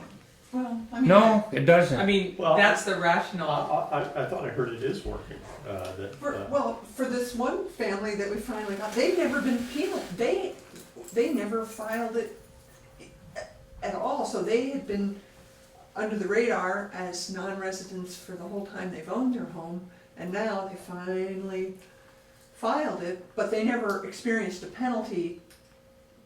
any Until they different. filed it. But- Well, no, but I guess they, Yeah, did they but file they- it on time? One thing I'd like to point out Wait, is. did they file it on time? Who The was that? family that finally filed? it? Yes, yes. They filed it It's on on time? They did. Okay. Mm-hmm. So It's, they're paying an 8% penalty, but in a lot of instances, they should get a rebate on their taxes by filing it, because they can't get the rebate without filing it. Correct. Right. So I it mean, just, that's the worst. so they ought to pay the 8% and get their rebate and get it straightened out, I guess would be my logic. But it just, I don't want to penalize the people that are doing it right and then make an excuse for the people that aren't. And we don't need to train accountants. I mean, that's their job. I don't know, that's just my thought. I'd like to say something, that at the end of each year, Charlotte and I go through the grand list, and everybody that should file and doesn't, we send those names to the state. And the state is supposed to get back to them, make them, they do all this investigating. They're supposed to, Like check where their but it cars are doesn't, registered. but it doesn't happen. That kind of We don't stuff. ever get any repercussions from that. We don't get much results either. No, we don't. Right, yeah. No, no. I mean, and we know year after year after year, it's the same people. So, but having the penalty doesn't affect them. The scoff No. laws, It's Because the ones they're that not file getting- late after the 15th. but who are filing, so I just think, I think, it's kind of, I think we should be, encouraging them to, well, no, a penalty does sort of encourage, but some of these people, yeah, I just don't think it's as productive as I thought a couple years ago. I mean, I think we're, this young man today, he said, I'm gonna get a penalty, and I said, yes, and he Yeah. goes, but at least I filed it. I was like, there we go, one more, Well, we got really educated today. They can yeah. grieve the penalty too. And we have to sit through, well, I Yeah. mailed it from Barry, and I thought it only took a day from Barry, and, you know, that kind of stuff. For people who have significant penalties, well, Mhm. We're all frustrated, and, Yeah. you know, and Steve, you're right, it's not our job to educate, and we can't, I mean, H&R Block, after 2 years, I finally made sense. Somebody down there finally said, okay, I get it, okay, this is something we have to do. You know, other accounting firms in town have made mistakes, and they're costly, but they didn't happen this year, so, Yeah. you know, it's hard, but it's being on the other end of the phone Yeah, when it happens. I mean, and you feel bad, because you do. Well, I'm persuaded that your proposal for a 4% penalty is reasonable under these circumstances, because I think any penalty at all is a good reminder for that taxpayer that there is a consequence, and next year that's a sufficient incentive for them not to overlook it. Is it the same people that continually miss this? I guess would be my question. Is it somebody that continually files late, or? Same people file late all the time. Same people don't file ever. It's the same list. But not But this filing year we've ever had is an some- effort to get the lower tax rate. Yeah. This year we've had some results from our hard labor. So if that's the case, what Gene says, this penalty policy doesn't really affect the result of how many are or are not filing. I don't think we can be sure of that. I know. Yeah, we don't know for yet for this year, really. If we postpone this decision till we get more information this year, would that, or do we have time to postpone it Oh, yeah. till you Yeah. get your next? Yeah. When did you say your next report came? Comes every week. Tuesday. We can wait until we get closer to tax season time, till tax bill time, we have to print the bills. And that's early in July? Yeah, July So- 10th. Maybe it would, excuse me, did I interrupt? No, go ahead. Maybe it'd be educational for them, and I don't know if this is legal, an open meeting law or anything, but I think that all those people are public record, right? It might be educational for you to look through the people who have been fined, just to see who they are, and try and figure out why. So they're fined more than 1 year. I guess if I got fined 8% 1 year, the next year I'd want to be getting this handled. You're damn right. So the same people are continuing to pay the 8%. A Some lot are of the same. them. A lot of them. Huh.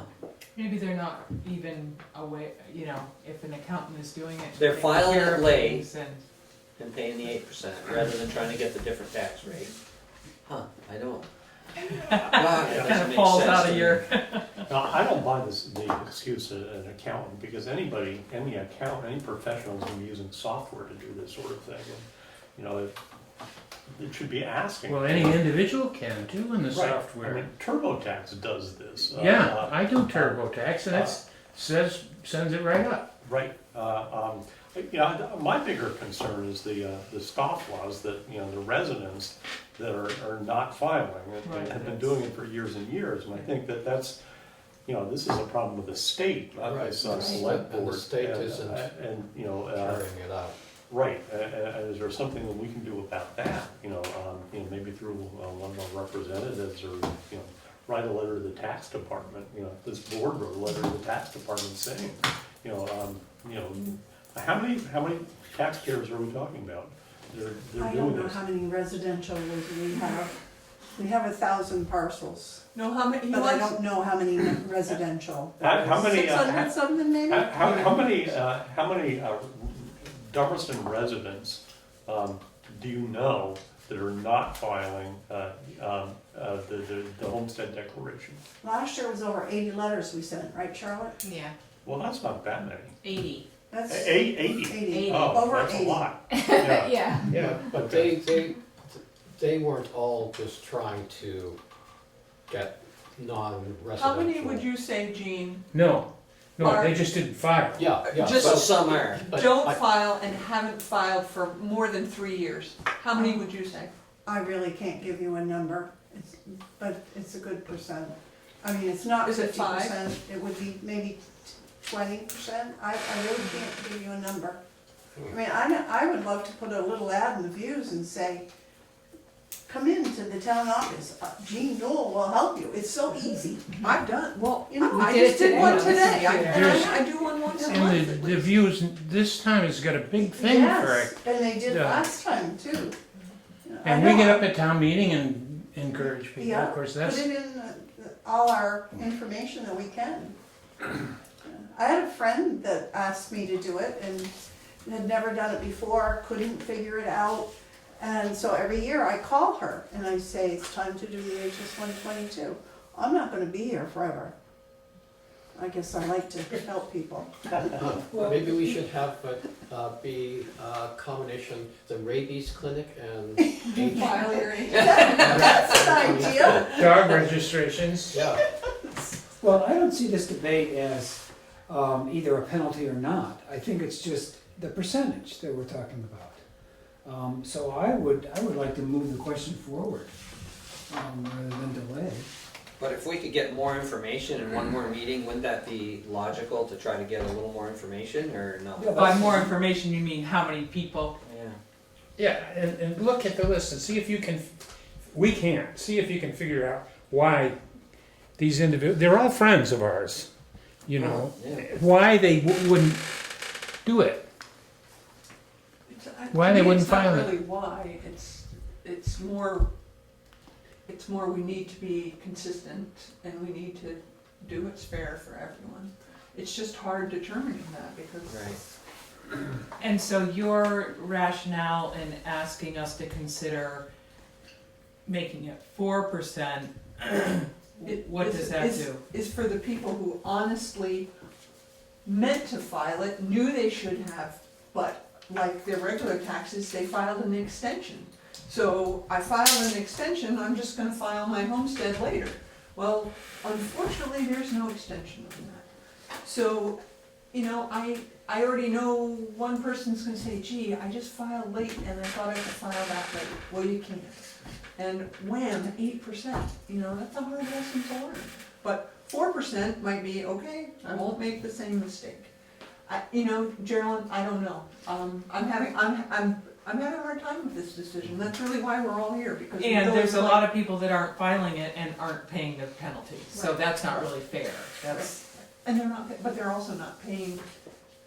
It's not our job to police, and we've been told that over and over again. It's not our job to determine that.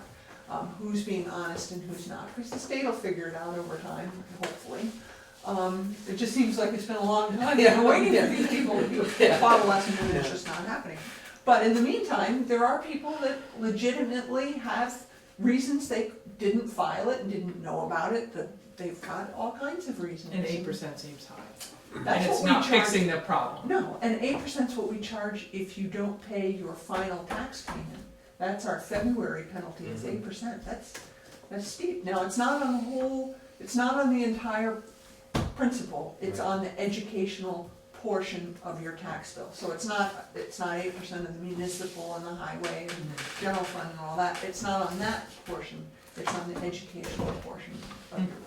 But it's still Which is 8% of 85%. Yeah. Right, exactly, it's still steep, it's still.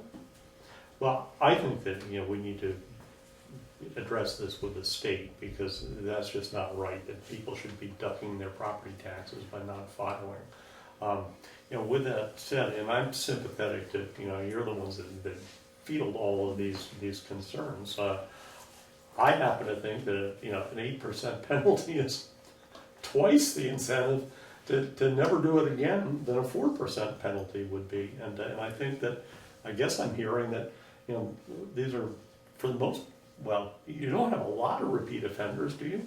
That are, do you have a lot of folks that are paying 8% year after year. Well, I mean, that's information we can get for you, and I think Yeah. maybe we're premature on doing this conversation. No, I think it's actually helpful to have this conversation, then the next time will be, you know, Won't be so- better. So then, maybe we can get some more information over the next couple weeks and have a better count of. Would that make sense? Really good. Good or not, would that make sense if we had a little more information? Because maybe we then would support it if we had more Yeah, detailed we information. can always have more information.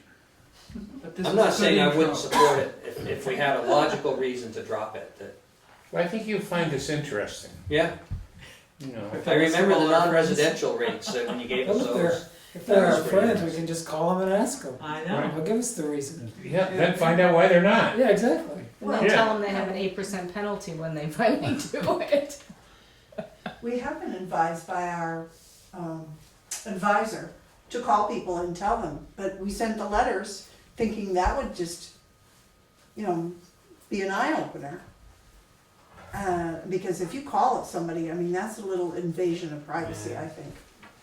But if you send them a document, it's a better situation. But they just ignore them. And there's people out there that don't file that certainly would get a prebate. And so Those you're are the only, ones we're I only really trying try to to help reach them. out Yeah, and I understand that, yeah. They're the ones who Yeah, right. benefit from this. Yeah, right, yeah. It's just, it's so frustrating you tell them you need to, well, I don't file federal, I don't file state, I understand, this is something totally different. Mhm. Well, okay, so I ask them to come in and we do it online. Mm-hmm. I've done, I don't know how many, a handful, and they'll benefit from it, and Yeah. that's important. Mhm.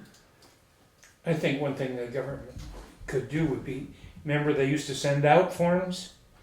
A lot of people, They stopped doing the booklet. yeah, in my age bracket, don't have computers. I got one, I don't use it very well, but if I didn't work here, I wouldn't know anything about HS 122 probably. And I mean, that's very true. I mean, now that they're requiring it to be done online, I mean, it's just intimidating. It's Most just of a the families one-page I work form. with don't wanna have It anything has to to do be with it. done. That's true. Well, no, now, I mean, if you want paper, you have to call the tax department and ask for paper copies. We do have them here in town, so you can do them by paper, but it's not paper friendly anymore. It's definitely online. And unfortunately, I'm guilty of saying it on the phone. Do you have access to a computer? Well, yeah. And then I hear the hesitation. Well, come on in, let's do it. And, bring me your tax stuff, bring whatever, we'll get it done. So, Yeah, I think it bears looking at again, and I think if we can have a little more information next meeting and look at it again. Okay. I understand what you're saying, when you whack somebody 8%, that's not an incentive to sign up. But if you're gonna get a rebate or prepay, it is an incentive, so. Okay, so we'll table this and Yep. get some more information and deal with it soon? Very soon, yeah. Yep. Yeah, okay, because you're under a deadline to, yeah, end of this month. yeah, so we could, whenever you're ready, Okay. let us know, we'll put you on the agenda. Any other questions or? Okay. Can you give me one of those forms so I can look at them? Great, okay, thanks very much. Thanks for sticking around. Oh my god. Do any of you need a hand up?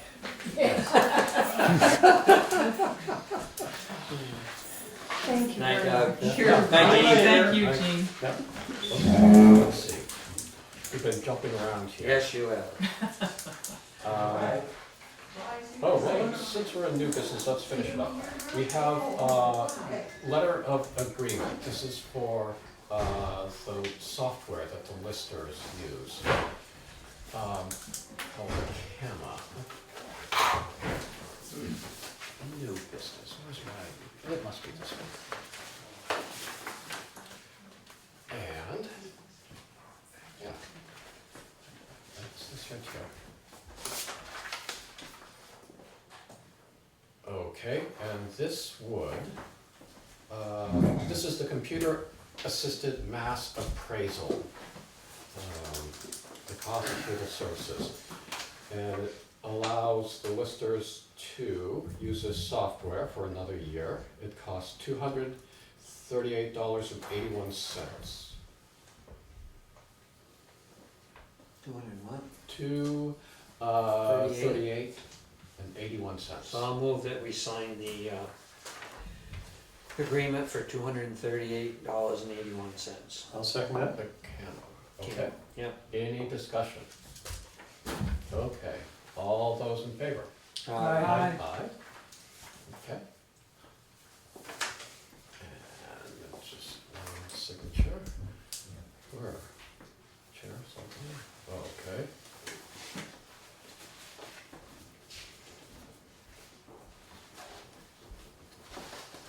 Okay, great. Please review. Oh, the electronic transfer.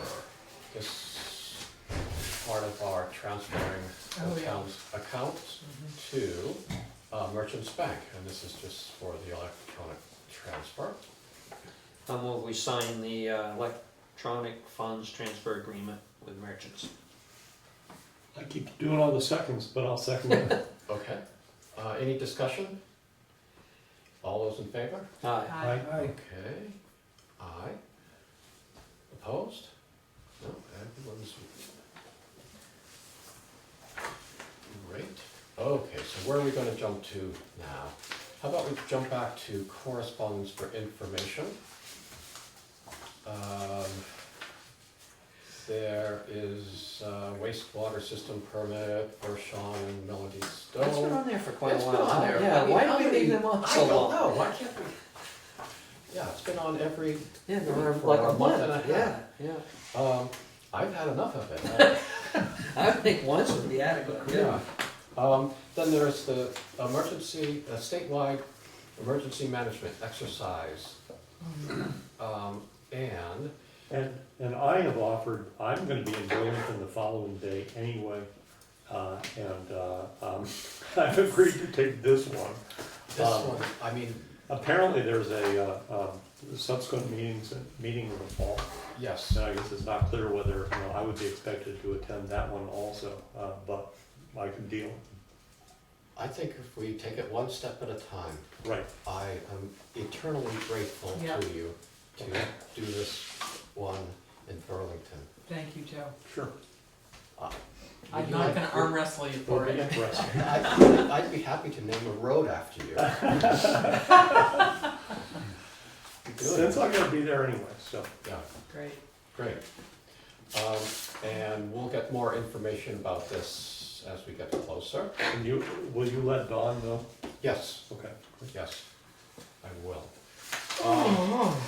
There's just a Blue Cross Blue Shield proposed insurance rates for 2016, and I don't know if any of you were surprised, but the proposed rates go up a bit, anywhere from 6 to 10%. But,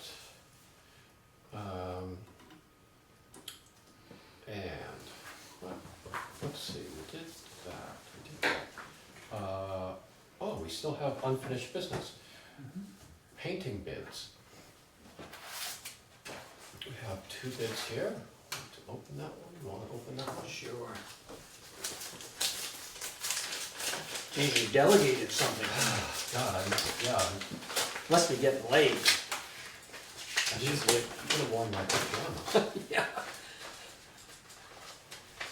Oh boy, let's see.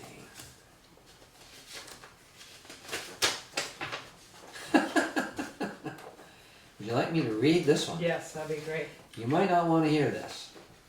These are quite possibly the worst painting specs I've ever seen. Actually, they are. They don't specify a type of primer or finish. Someone could literally go to Walmart and buy the cheapest product on the shelf we should with go these into specs and executive paint the session. community center. I think we're being told. Mm. So anyway,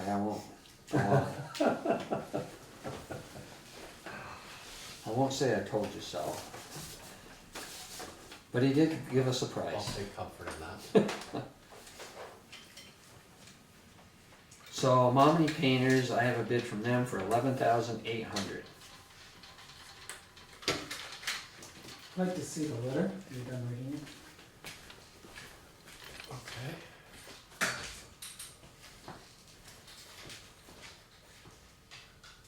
The second bid from, Second bid is from Norman Holden, mhm. and it's for cleaning exterior of the building, scraping, peeling paint, materials. Total estimated cost of materials $13,000. Thanks us for the opportunity to bid on the project. Where is he from? Newfane.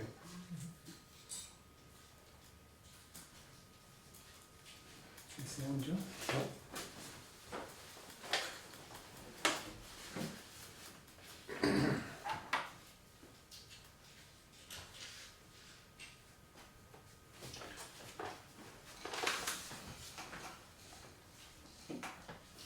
So I didn't tell you all the information on this. The windows would be an additional $3,800 to prime, reglaze as needed, and finish paint them. The fire escape would be an additional $1,200. I will do that as part of the job for no additional fee. I'm part of the community and will do this job if it is awarded to us.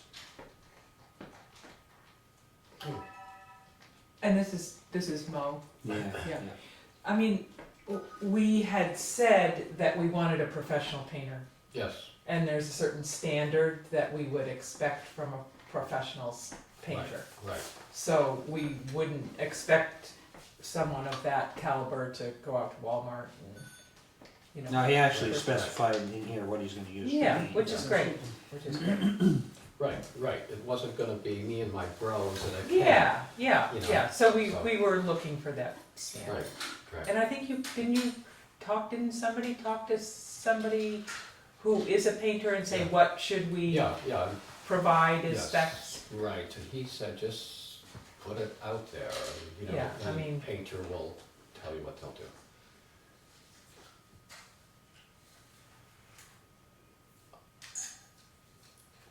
Yeah, I'm just not sure. Yeah, you can be. I'm not sure if I'm he's saying. saying over your shoulder. Yeah, it looks like you do the fire escape as part of this price. I'm not sure that, I don't know. I guess we'd have to Okay, clarify so, the Yeah, 3,800 for the windows. I think. right. Okay. Here, let me This pass one does not include the windows. This one. Well, I don't think the windows was part of our, Right. request. I don't think so. If. And was if the they fire were- if escape they were included in able- the No, it wasn't. RFP? no. No, we didn't ask for that either. I don't know why that would need paying.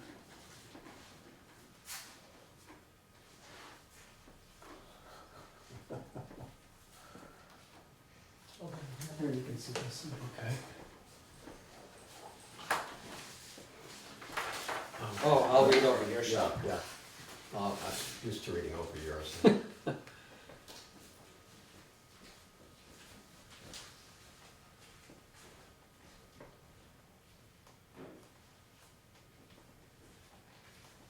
Okay. You set? Yep. I mean, I'd like to have, well, what did we set aside? Was it 12,000. 12,000 in capital fund? Yeah. And I'd like to have, accept that, but I just, I have a, so you're saying we wouldn't want the windows done anyway? Is that what? No, if they would, if he's. I just wished I knew.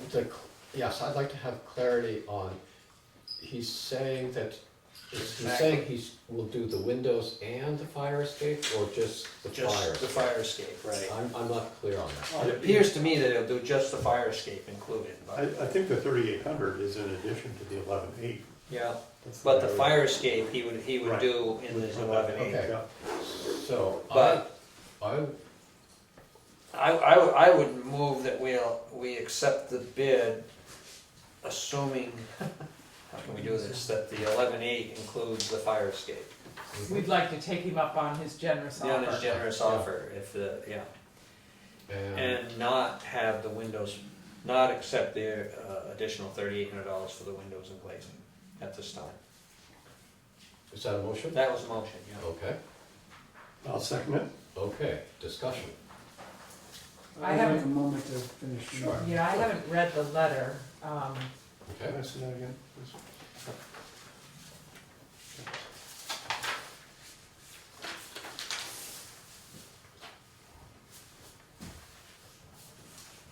This will make good television. Anybody that's hung with us for 2.5 hours. Hey, you're better than normal TV. People who are used to watching that late night Yeah, TV program. yeah. This will get them all ready for it? Yeah, or, you know, the binge watchers, you know, that's a popular thing now. They could, Rich is gonna turn this job over to somebody else.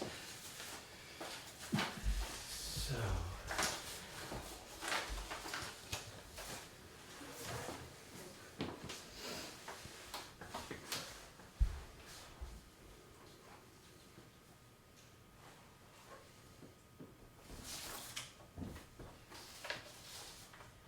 Did we determine if there was lead paint over there or not? Yes. Specifically, Yes. okay, because he did address dealing with the lead paint.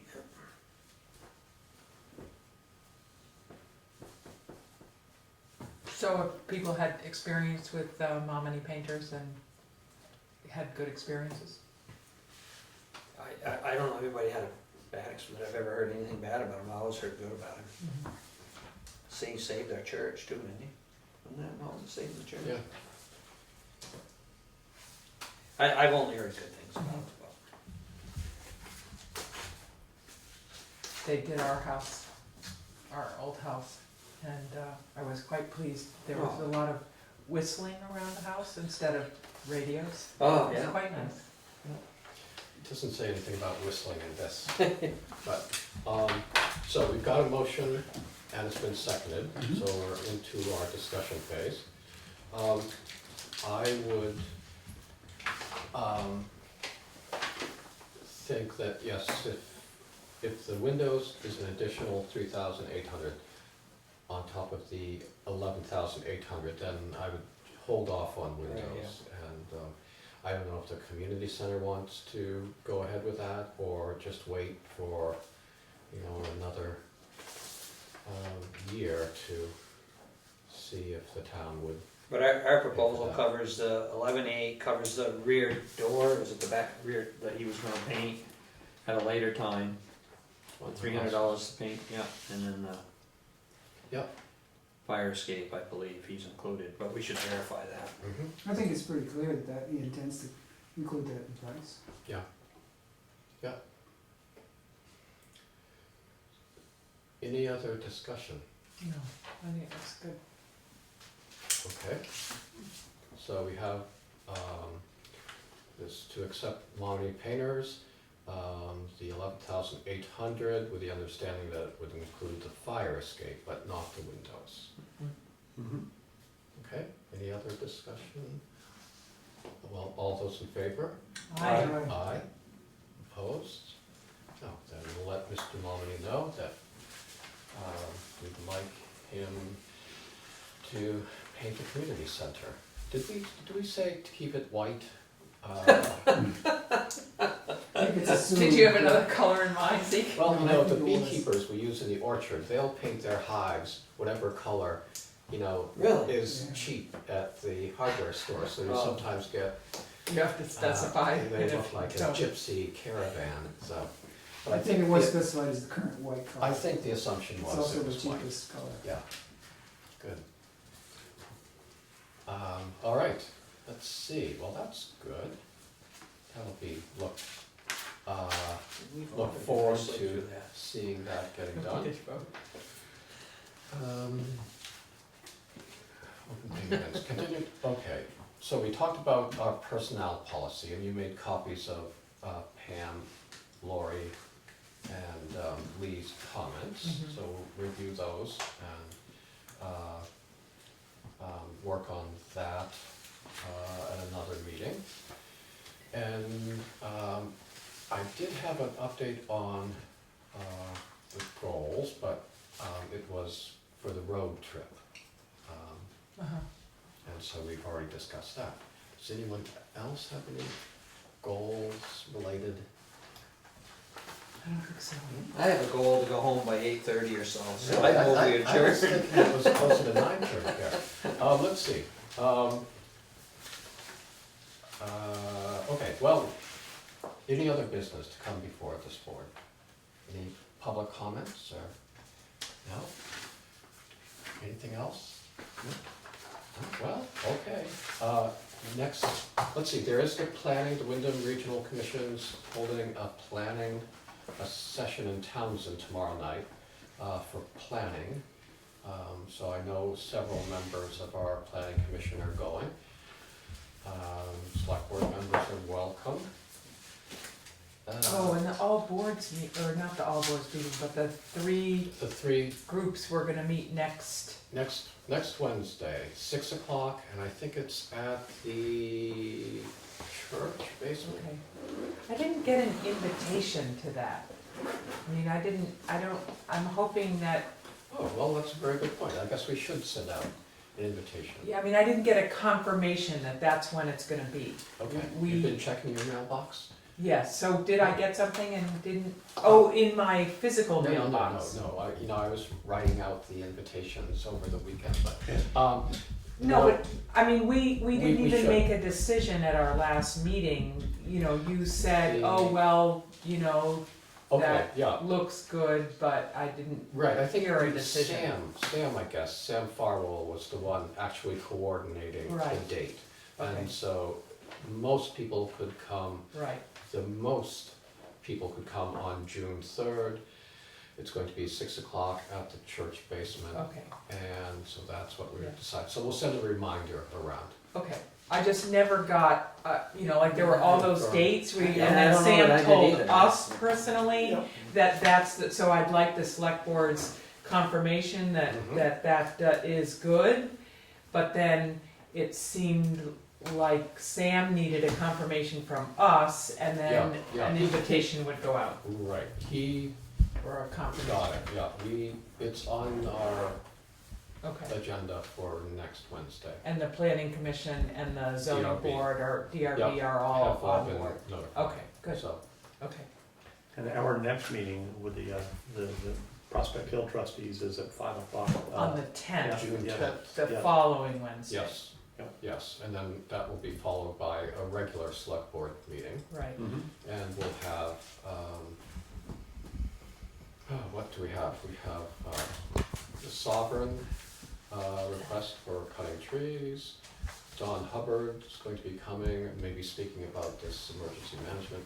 what plan. about Michelle Cherrier? Yes, this is our big trash extravaganza. Right. We're going to have some haulers and Could be there late. Michelle Cherrier and Lester Dunkley coming to let people know what to expect with the new recycling law that goes into effect at the end of June Mhm, or beginning of July.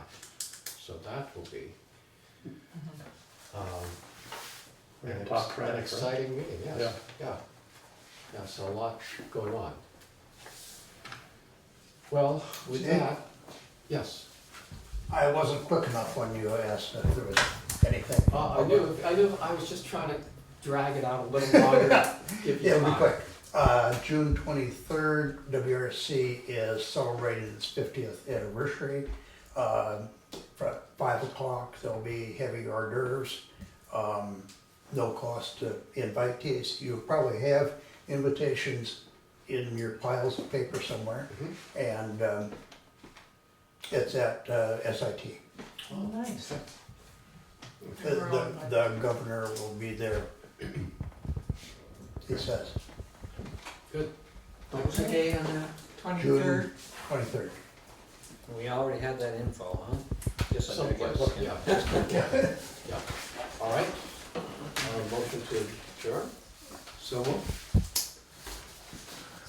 Okay, all those in favor? Right. Aye. All right.